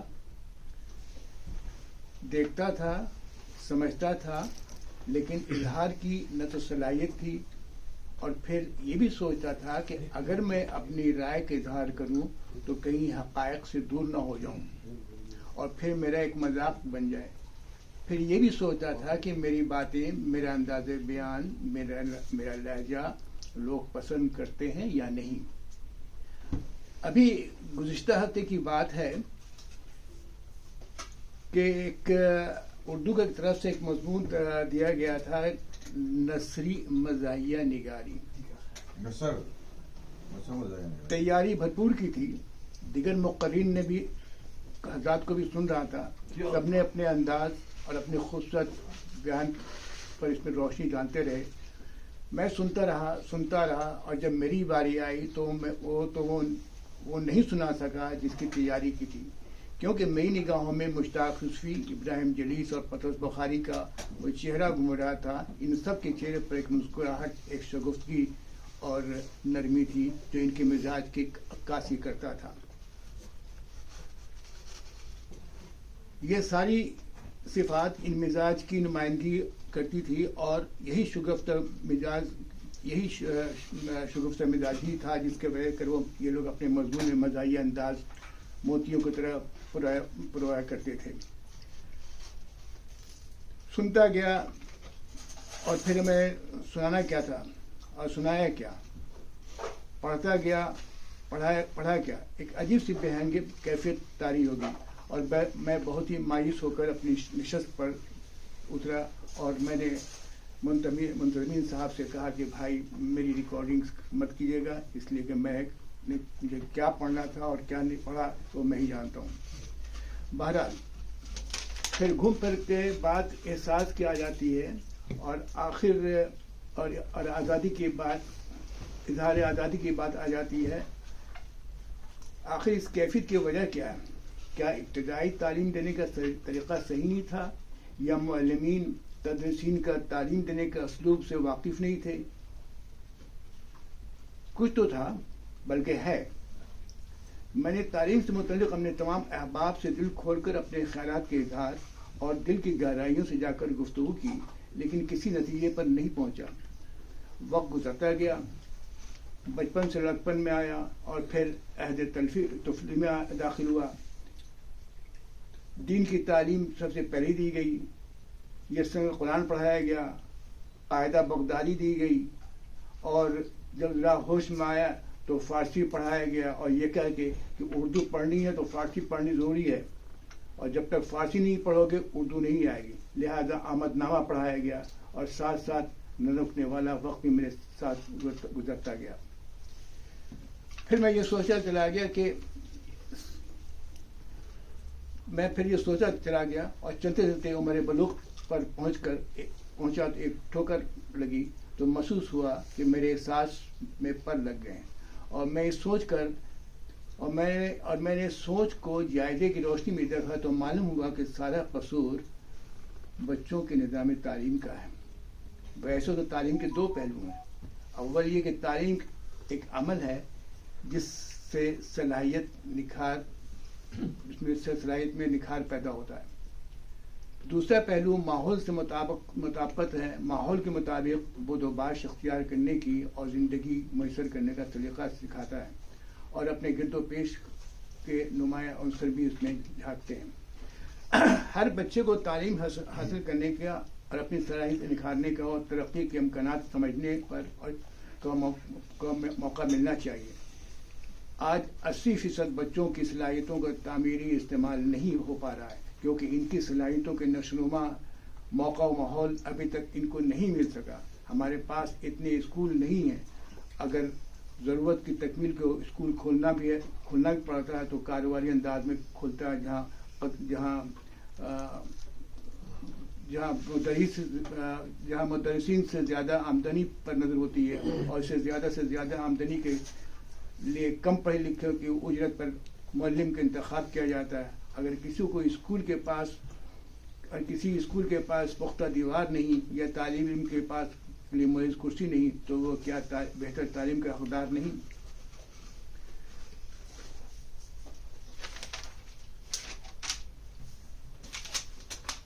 ایک دور تھا،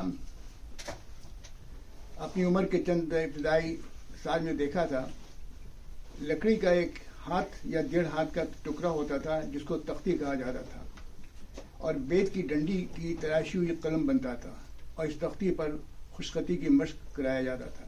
گھر کے بزرگ قرآن شریف سے ابتدا کرتے اور گھر میں بزرگ کی مصروفیت زیادہ ہوتی تو مولوی صاحب آیا کرتے تھے. سر پر ٹوپی ہونا ضروری تھا اور پیر میں ایک لکڑی کا چپل ہوتا تھا جسے کھڑاون کہا جاتا تھا. ایک تہذیب تھی، علم اور استاد کے احترام تھا اور سب سے بڑی بات تعلیم پر زور تھا. اور وہ تعلیم جس میں کردار، عزم، احترام، اخلاق اور تحقیق का मुताला था, मगर आज गौर कीजिए कि हम कहाँ खड़े हैं।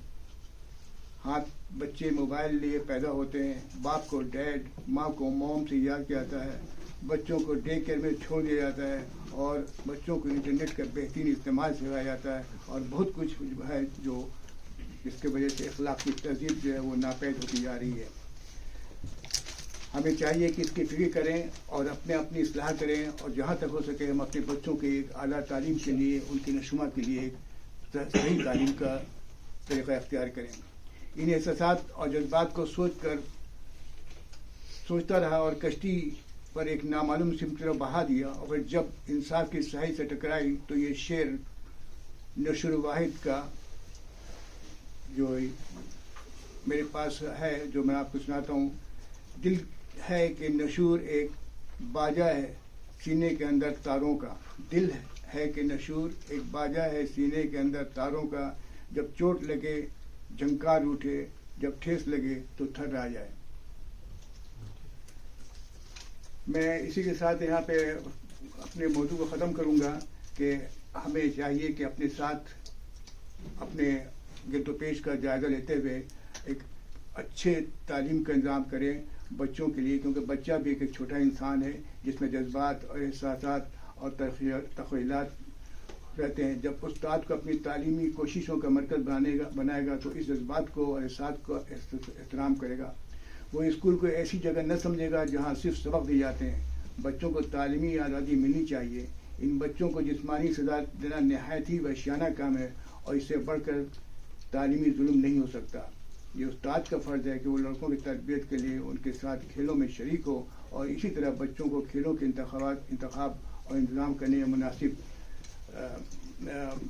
मुनासिब आज़ादी मिलनी चाहिए ताकि वो इन खेलों में हिस्सा ले सकें जिसमें उन्हें दिलचस्पी हो। और ये जिम्मेदारी सिर्फ उस्ताद की नहीं है बल्कि वालिदैन की भी है। शुक्रिया बहुत बहुत।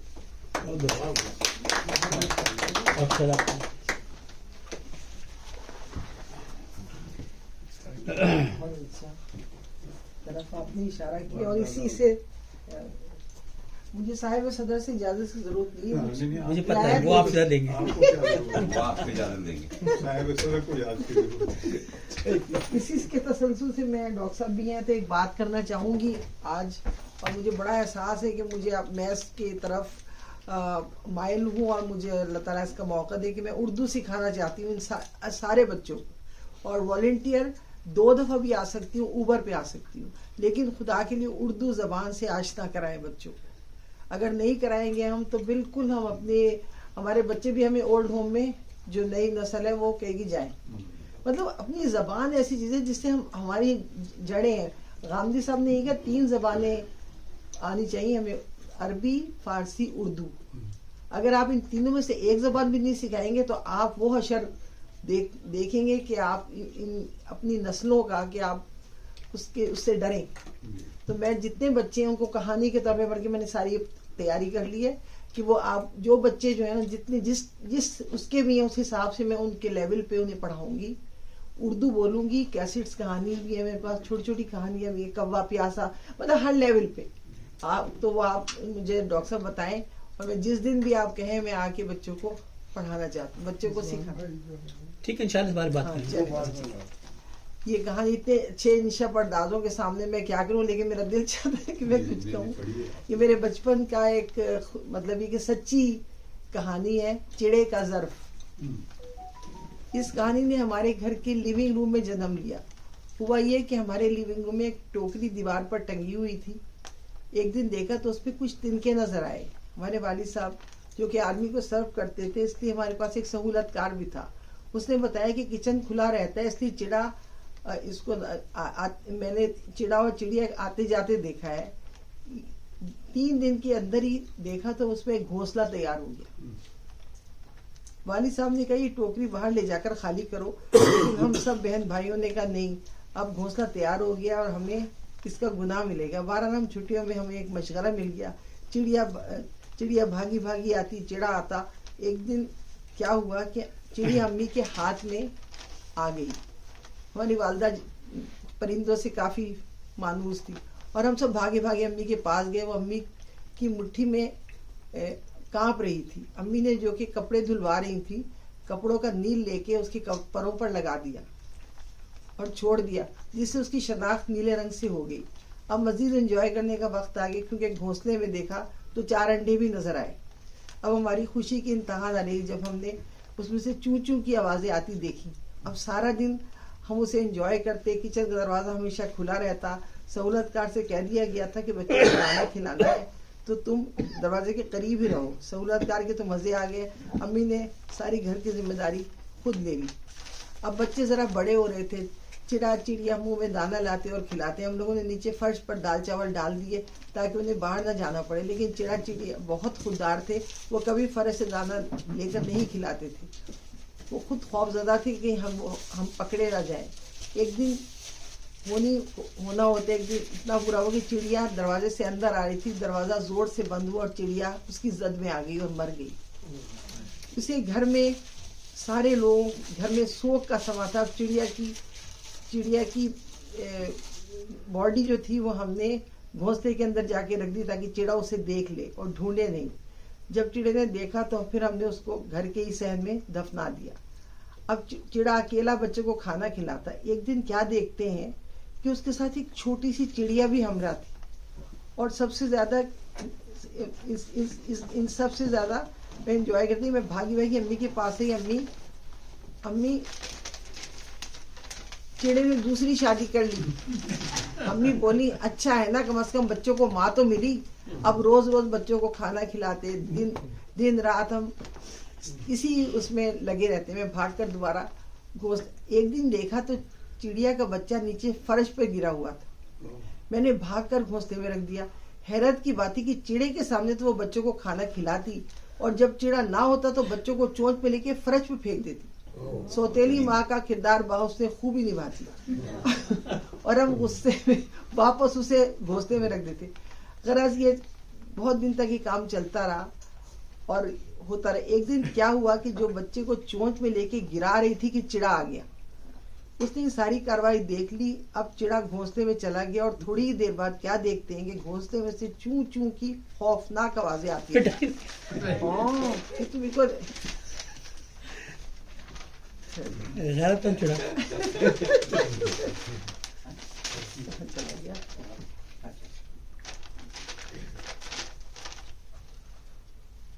बच्चे जरा बड़े हो रहे थे, चिड़ा मुंह में दाना लाते और खिलाते। हमने नीचे फर्श पे दाल चावल डालते। वो कॉपी पे नहीं लिखा हुआ, पेज पे रह गया। कॉपी की जरूरत नहीं लगी है। कॉपी भी पे रखिए ना। हाँ नहीं दूसरा है। ऐसी दवा नहीं सुना। और फिर खामोशी छा गई। चिड़ा आ गया, सारी कार्रवाई देखते। अब चिड़ा घोंसले में चला गया और थोड़ी देर बाद क्या देखते हैं घोंसले में चू चू के खौफनाक आवाजें आई।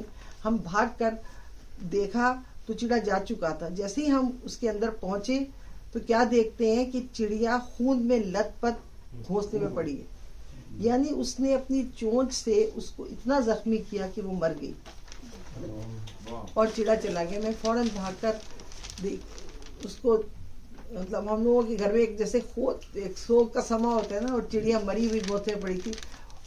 यानी चिड़े ने अपनी चोंच से उसे इतना जख्मी किया कि गुस्से में मार डाला और अकेला उन्हें 2 या 3 दिन तक दाना खिलाता रहा। बच्चे 3 दिन बाद उस घोंसले में मुर्दा पाए गए और चिड़ा भी न जाने कहाँ चला गया।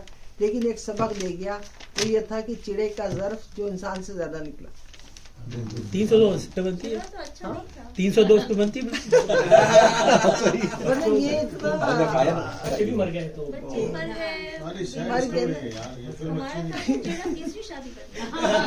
वो चिड़िया का पता ही नहीं चला वो कहाँ गया। बच्चे भी मर गए। बच्चों को नहीं मारना चलिए बहुत आइए तलमीज। बहुत अच्छा। बड़ी सैड स्टोरी सुनाई। ये मतलब हमारे बचपन की घर ये सुनाई क्यों, ये बताइए। बच्चों को ये न सिखाइएगा कि जब बीवी मर जाए दूसरी शादी करनी चाहिए और यंग से करनी चाहिए। सवाल पूछने चाहिए। 3 साल मिले क्या पूछा है? इनके सवाल का जवाब देते हैं। जी क्या कह रहे थे भाई?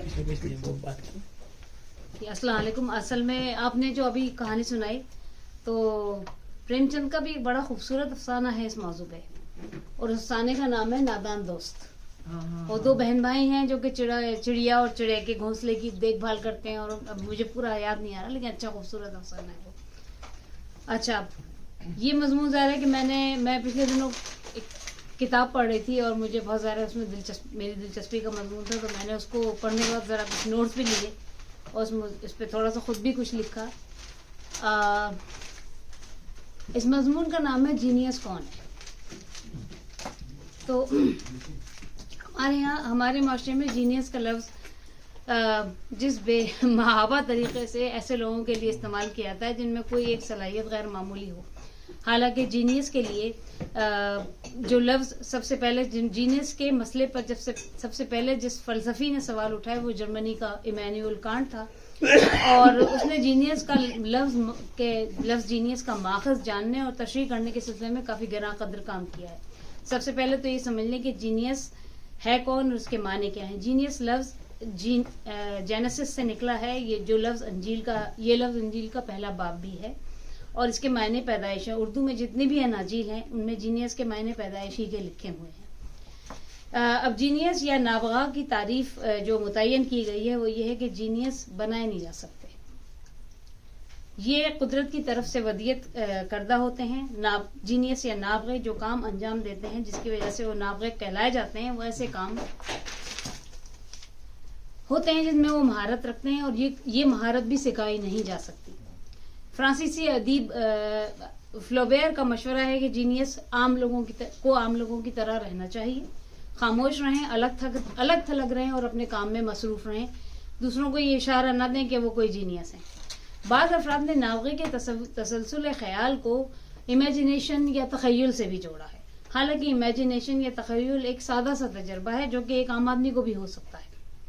जीनियस या नावगा उससे बहुत आगे जाता है, तखय्युल की परवाज से आगे, यानी जीनियस आगे जाते हैं। और ये तखय्युल एक ऐसा हल है जिसके लिए फलासफा ने बात कही है कि ये सच की तलाश के लिए बहुत अहम तजर्बा है, जो सच की तलाश में भी इस्तेमाल होता है। इसलिए तखय्युल को फिक्र का चराग कहा जाता है, लेकिन ये फिक्र का आईना नहीं है। अगरचे कि मेरे ख्याल में अगर चराग को आईने के सामने रख दिया जाए तो नतायज शायद कुछ और हो। 19वीं सदी के आसपास मगरबी मुफक्करीन ने नाबगे को फितरत का हिस्सा करार दिया, यानी कि नेचर का, और उसमें जोसेफ एडिसन का नाम बड़ा अहम है जिसकी सहाफियाना सलाहियतों से सर सैयद भी मुतासिर हुए थे। वैसे नाबगे की जो मुत्तफ़क़ अलैह तारीफ है वो है कि उसका IQ 180 या उससे ऊपर होता है।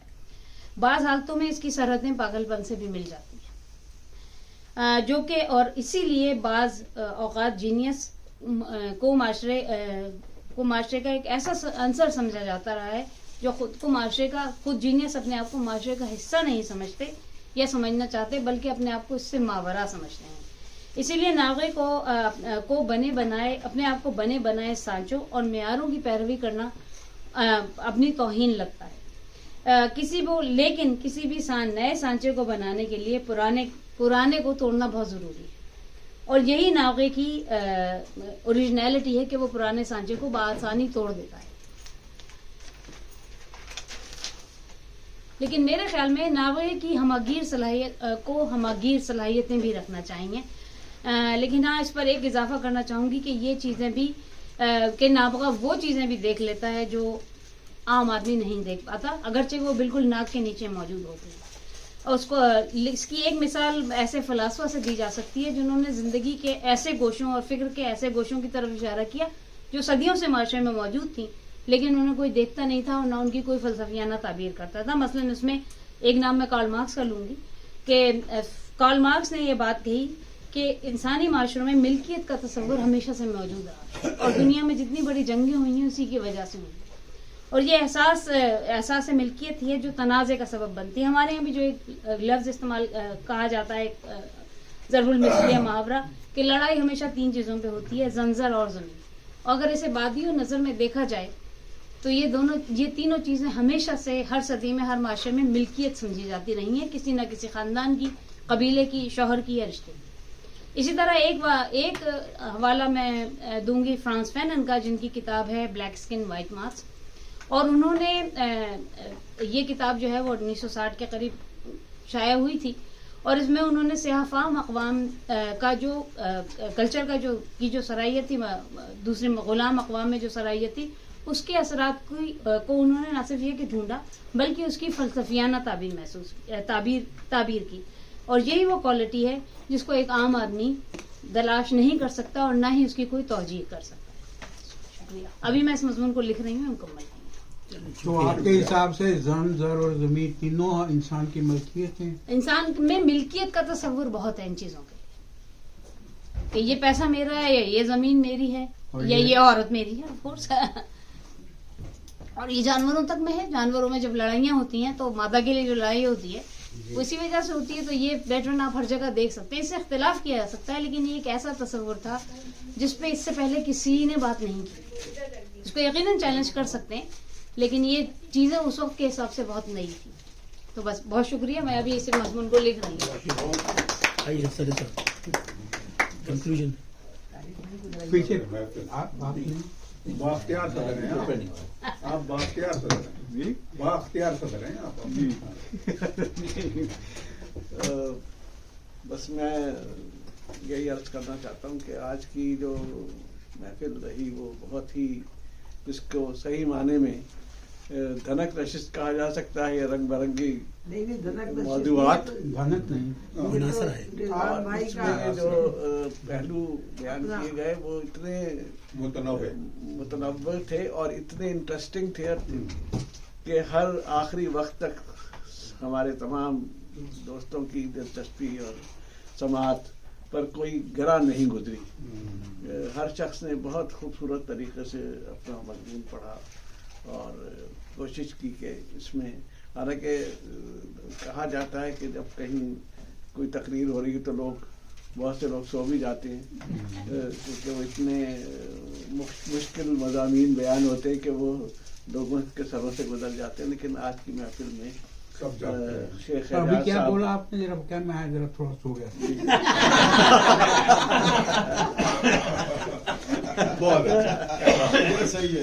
سب سے پہلے ہمارے شیخ اعجاز صاحب نے بہت دلچسپ طریقے سے اپنا واقعہ بیان کیا۔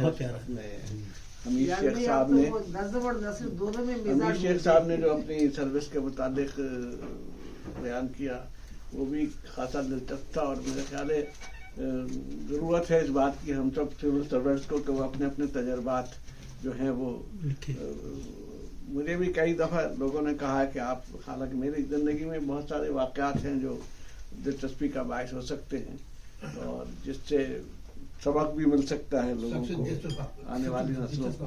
جی سب سے دلچسپ واقعہ جی ضرورت ہے اس چیز کی، سب سے دلچسپ واقعہ وہ بتائیے گا۔ میں انشاءاللہ لکھنا شروع کروں گا تو ضرور، اب کیونکہ ٹائم کافی ہو گیا، اگر میں بیان کرنا شروع کر دوں تو بہت طویل وقت ہو جائے گا۔ انشاءاللہ کسی اور نشست میں ہم یہ ایک واقعہ تو بیان کیجئے، بہت سارے مت کیجیے جی، ایک واقعہ تو بیان کر دیجیے۔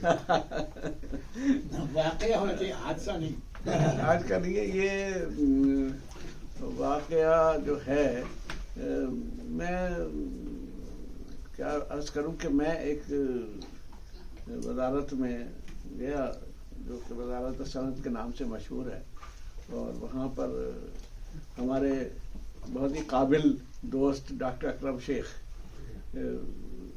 تھے سیکریٹری، تو انہوں نے مجھے خاص طور پر وہاں بلایا تھا کہ بھئی کوئی سیریس کام کریں گے، تو ہم نے بہرحال مختصر یہ کہ ہم نے انڈسٹریل پالیسی پہ کام شروع کیا اور بہت اچھی طرح سے وہ کام کر رہے تھے، لیکن ہوا یہ کہ وہ ان کے ریٹائرمنٹ کا وقت قریب آ گیا، اور باوجود اس کے کہ وہ بہت قابل شخصیت مانی جاتی ہے، پی ایچ ڈی ہے انجینئرنگ میں، لیکن ان کو منسٹر صاحب جو تھے، ان کا نام نہیں لوں گا، جو بعد میں پی ٹی آئی میں بھی شامل ہو گئے، تو انہوں نے پسند نہیں کرتے تھے ان کی ایمانداری کی وجہ سے، تو جب ریٹائر ہو گئے تو انہوں نے خود سیکریٹری کا عہدہ سنبھال لیا، اور ہم سب کو بلایا، ہم کوئی وہاں 4 جوائنٹ سیکریٹریز تھے، تو بیٹھ کے کہنے لگے کہ میں جیسے کہوں گا وہ آپ کریں گے۔ میں نے کہا فرمائیں کیا کریں گے؟ तो कहने लगे नहीं आपको तो मैं एडमिनिस्ट्रेशन और फाइनेंस दे रहा हूँ, और जो दूसरी साइड पर लगे हुए थे एडमिनिस्ट्रेशन फाइनेंस वाले उनको मेरी सीट, और बड़ा चारों को एक दूसरे से तब्दील कर दिया। तो वो मेरे उनके प्राइवेट सेक्रेटरी में बैठे हुए थे जो मेरे दोस्त थे। तो मैंने उनसे कहा कि बात यह है मिनिस्टर साहब कि मैं जो काम कर रहा हूँ अभी थोड़ा मुकम्मल नहीं हुआ है, अगर वो बेहतर यही हो कि अगर मैं कंटिन्यू करूँ। तो उन्होंने बहुत मेरा एक चुटकी काटी करने के आप इनके सामने बोले नहीं। मैंने कहा भाई बोलने की इसमें क्या हर्ज है। तो उन्होंने मिनिस्टर साहब ने फरमाया कि अगर आपको ये अरेंजमेंट पसंद नहीं है तो आप कहीं और ट्रांसफर करा लें अपने। तो मैंने कहा नहीं मैं काम तो कर सकता हूँ, ऐसी बात नहीं, इनकार कुछ नहीं है, लेकिन मुझे उनकी इंटेंशंस का पता नहीं था उस वक्त। बहरहाल वो बात आई गई हो गई। तो एक दिन मैं दफ्तर में बैठा हुआ था, मेरे साथ कर्नल अफजल थे, वो स्टील मिल के चेयरमैन, वो कोई डिस्कशन कर रहे थे। तो एकदम भागा भागा उनका प्राइवेट सेक्रेटरी आया, कहने के वो मिनिस्टर साहब का एक मैसेज आया है टैक्स पर, और उन्होंने कहा कि आज ही ये ऑर्डर इशू कर दिया जाए। तो मैंने कहा मैं ऑर्डर देख तो लूँ पहले।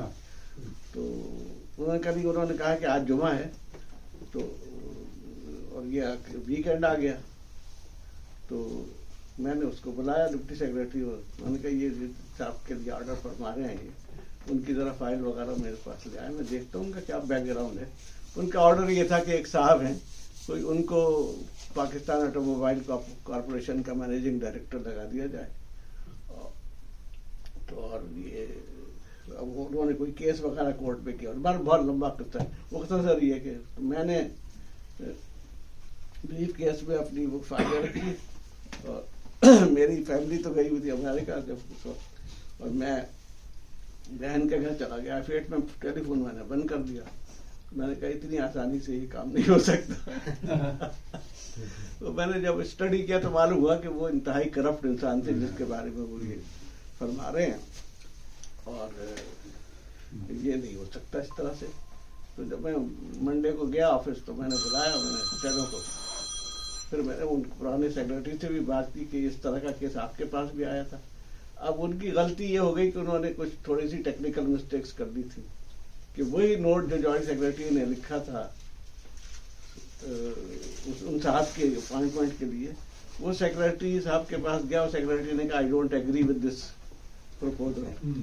तो वो निकाल दिया फाइल में से उन्होंने, और मुझे डायरेक्टली भेज दिया। और सर ये कि मैंने उस पर बहुत ही, सबने मना किया, सारे सेक्रेटरीज ने कहा छोड़े आप क्यों, आपके ऊपर तो कोई हर्फ नहीं आएगा, जाहिर है कि वो मिनिस्टर का ऑर्डर है तो आप उसको इम्प्लीमेंट कर दीजिए। मैंने कहा नहीं हमारा ये काम है सिविल सर्वेंट्स का कि हम मैरिट पर फैसले करें, इस तरह से नहीं हो सकता, और हमारे लिए तो पूरी दुनिया पड़ी है, यहाँ नहीं तो कहीं और चले जाएंगे, मसला क्या है इतना बड़ा। तो मैंने बड़ा मार्कतुल्लारा नोट लिखा उसके ऊपर, और उस पर यह लिखा कि despite my best efforts to consider this case on purely compassionate and humanitarian grounds, I failed to do so. And my loyalty to the minister demands that I should not advise him to commit an act of omission oblique commission. और वो हमारी आखिरी note था, फिर हम उस वजारत से रुखसत हो गए। तो मेरे ख्याल में ये इस किस्म की चीजें जो हैं ये रिकॉर्ड पर आनी चाहिए। आप करप्ट प्रैक्टिसेस की बात तो आप बहुत सुनते हैं कि किसी ने क्या करप्शन की, किस तरह से पैसा कैसे होती है और क्या, लेकिन जहाँ लोग खड़े हो गए उनका भी जिक्र होना चाहिए। और बहुत सारी स्टोरीज आपको मिलेगी। नामा की तरह आप भी कुछ लिखा है। यही मैं कहने वाला था, वैदी साहब लिखिएगा तो मतलब शाह मत बन जाएगा, आपके अंदर सूफी बन गए। नहीं जवानी, हाँ नहीं, सूफी उफी बनने की कोई बात नहीं।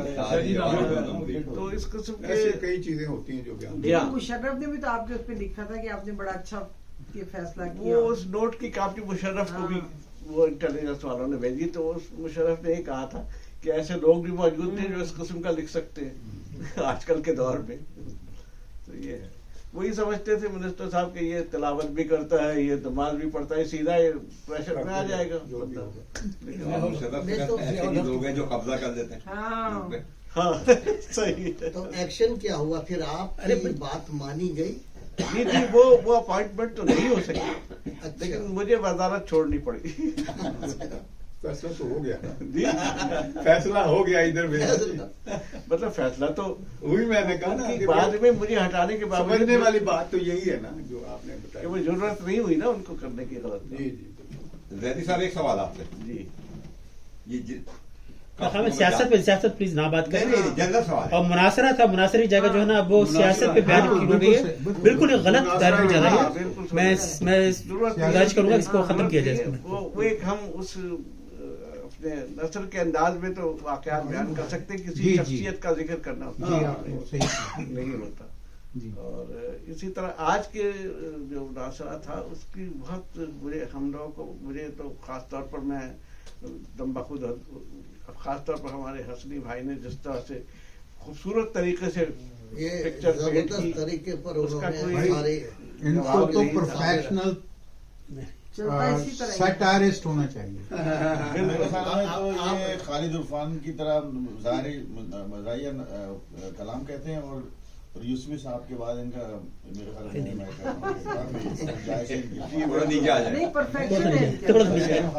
काफी नीचे। हालांकि ये सलमान का, लेकिन जब भी सुने वो बिल्कुल नई चीज लगती है। बहुत खूबसूरत लिखा बेटा। मैं तो ज्यादा मैं मुन्नी बेगम के से बैठ गया।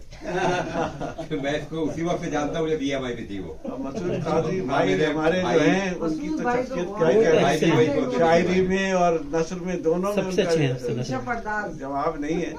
और बहुत सारी चीजें पुरानी, क्योंकि हमने भी बचपन में साधुओं को देखा है अलीगढ़ में, और इस तरह से वो काफी चीजें याद आ गई। और अपने क्या नाम है, तारिक तौहीद भाई और तलवीज बहन ने जिस तरह से खूबसूरत तरीके से अपना सूफिया जमीन का, तो खैर वो चली गई है मेरे ख्याल। वो हमेशा की तरह बहुत ज्यादा अच्छा रिसर्च करके हर चीज को लिखते भी हैं, पढ़ते भी अच्छा, बहुत अच्छा, बहुत अच्छा। और अल्लाह ताला का शुक्र है कि हमारा उर्दू घर जो है वो ऐसे लोगों से आबाद है। और अल्लाह ताला, आपने अभी काजी भाई के लिखे हुए वो नहीं पढ़े, कहानी छोटी छोटी जो शॉर्ट स्टोरीज उन्होंने लिखी हैं, जी जी, वो रोंगटे खड़े कर देते हैं। जी जी, कुछ तो मैंने देखा है फेसबुक पे, लेकिन बाकी भी इंशाल्लाह सुनेंगे। और अल्लाह ताला उसको दायम कायम रखे इस सिलसिले में इंशाल्लाह। तो आज वक्त भी काफी हो गया मेरे ख्याल में। बहुत बहुत शुक्रिया तमाम। Thank you very much. Thank you. चलिए।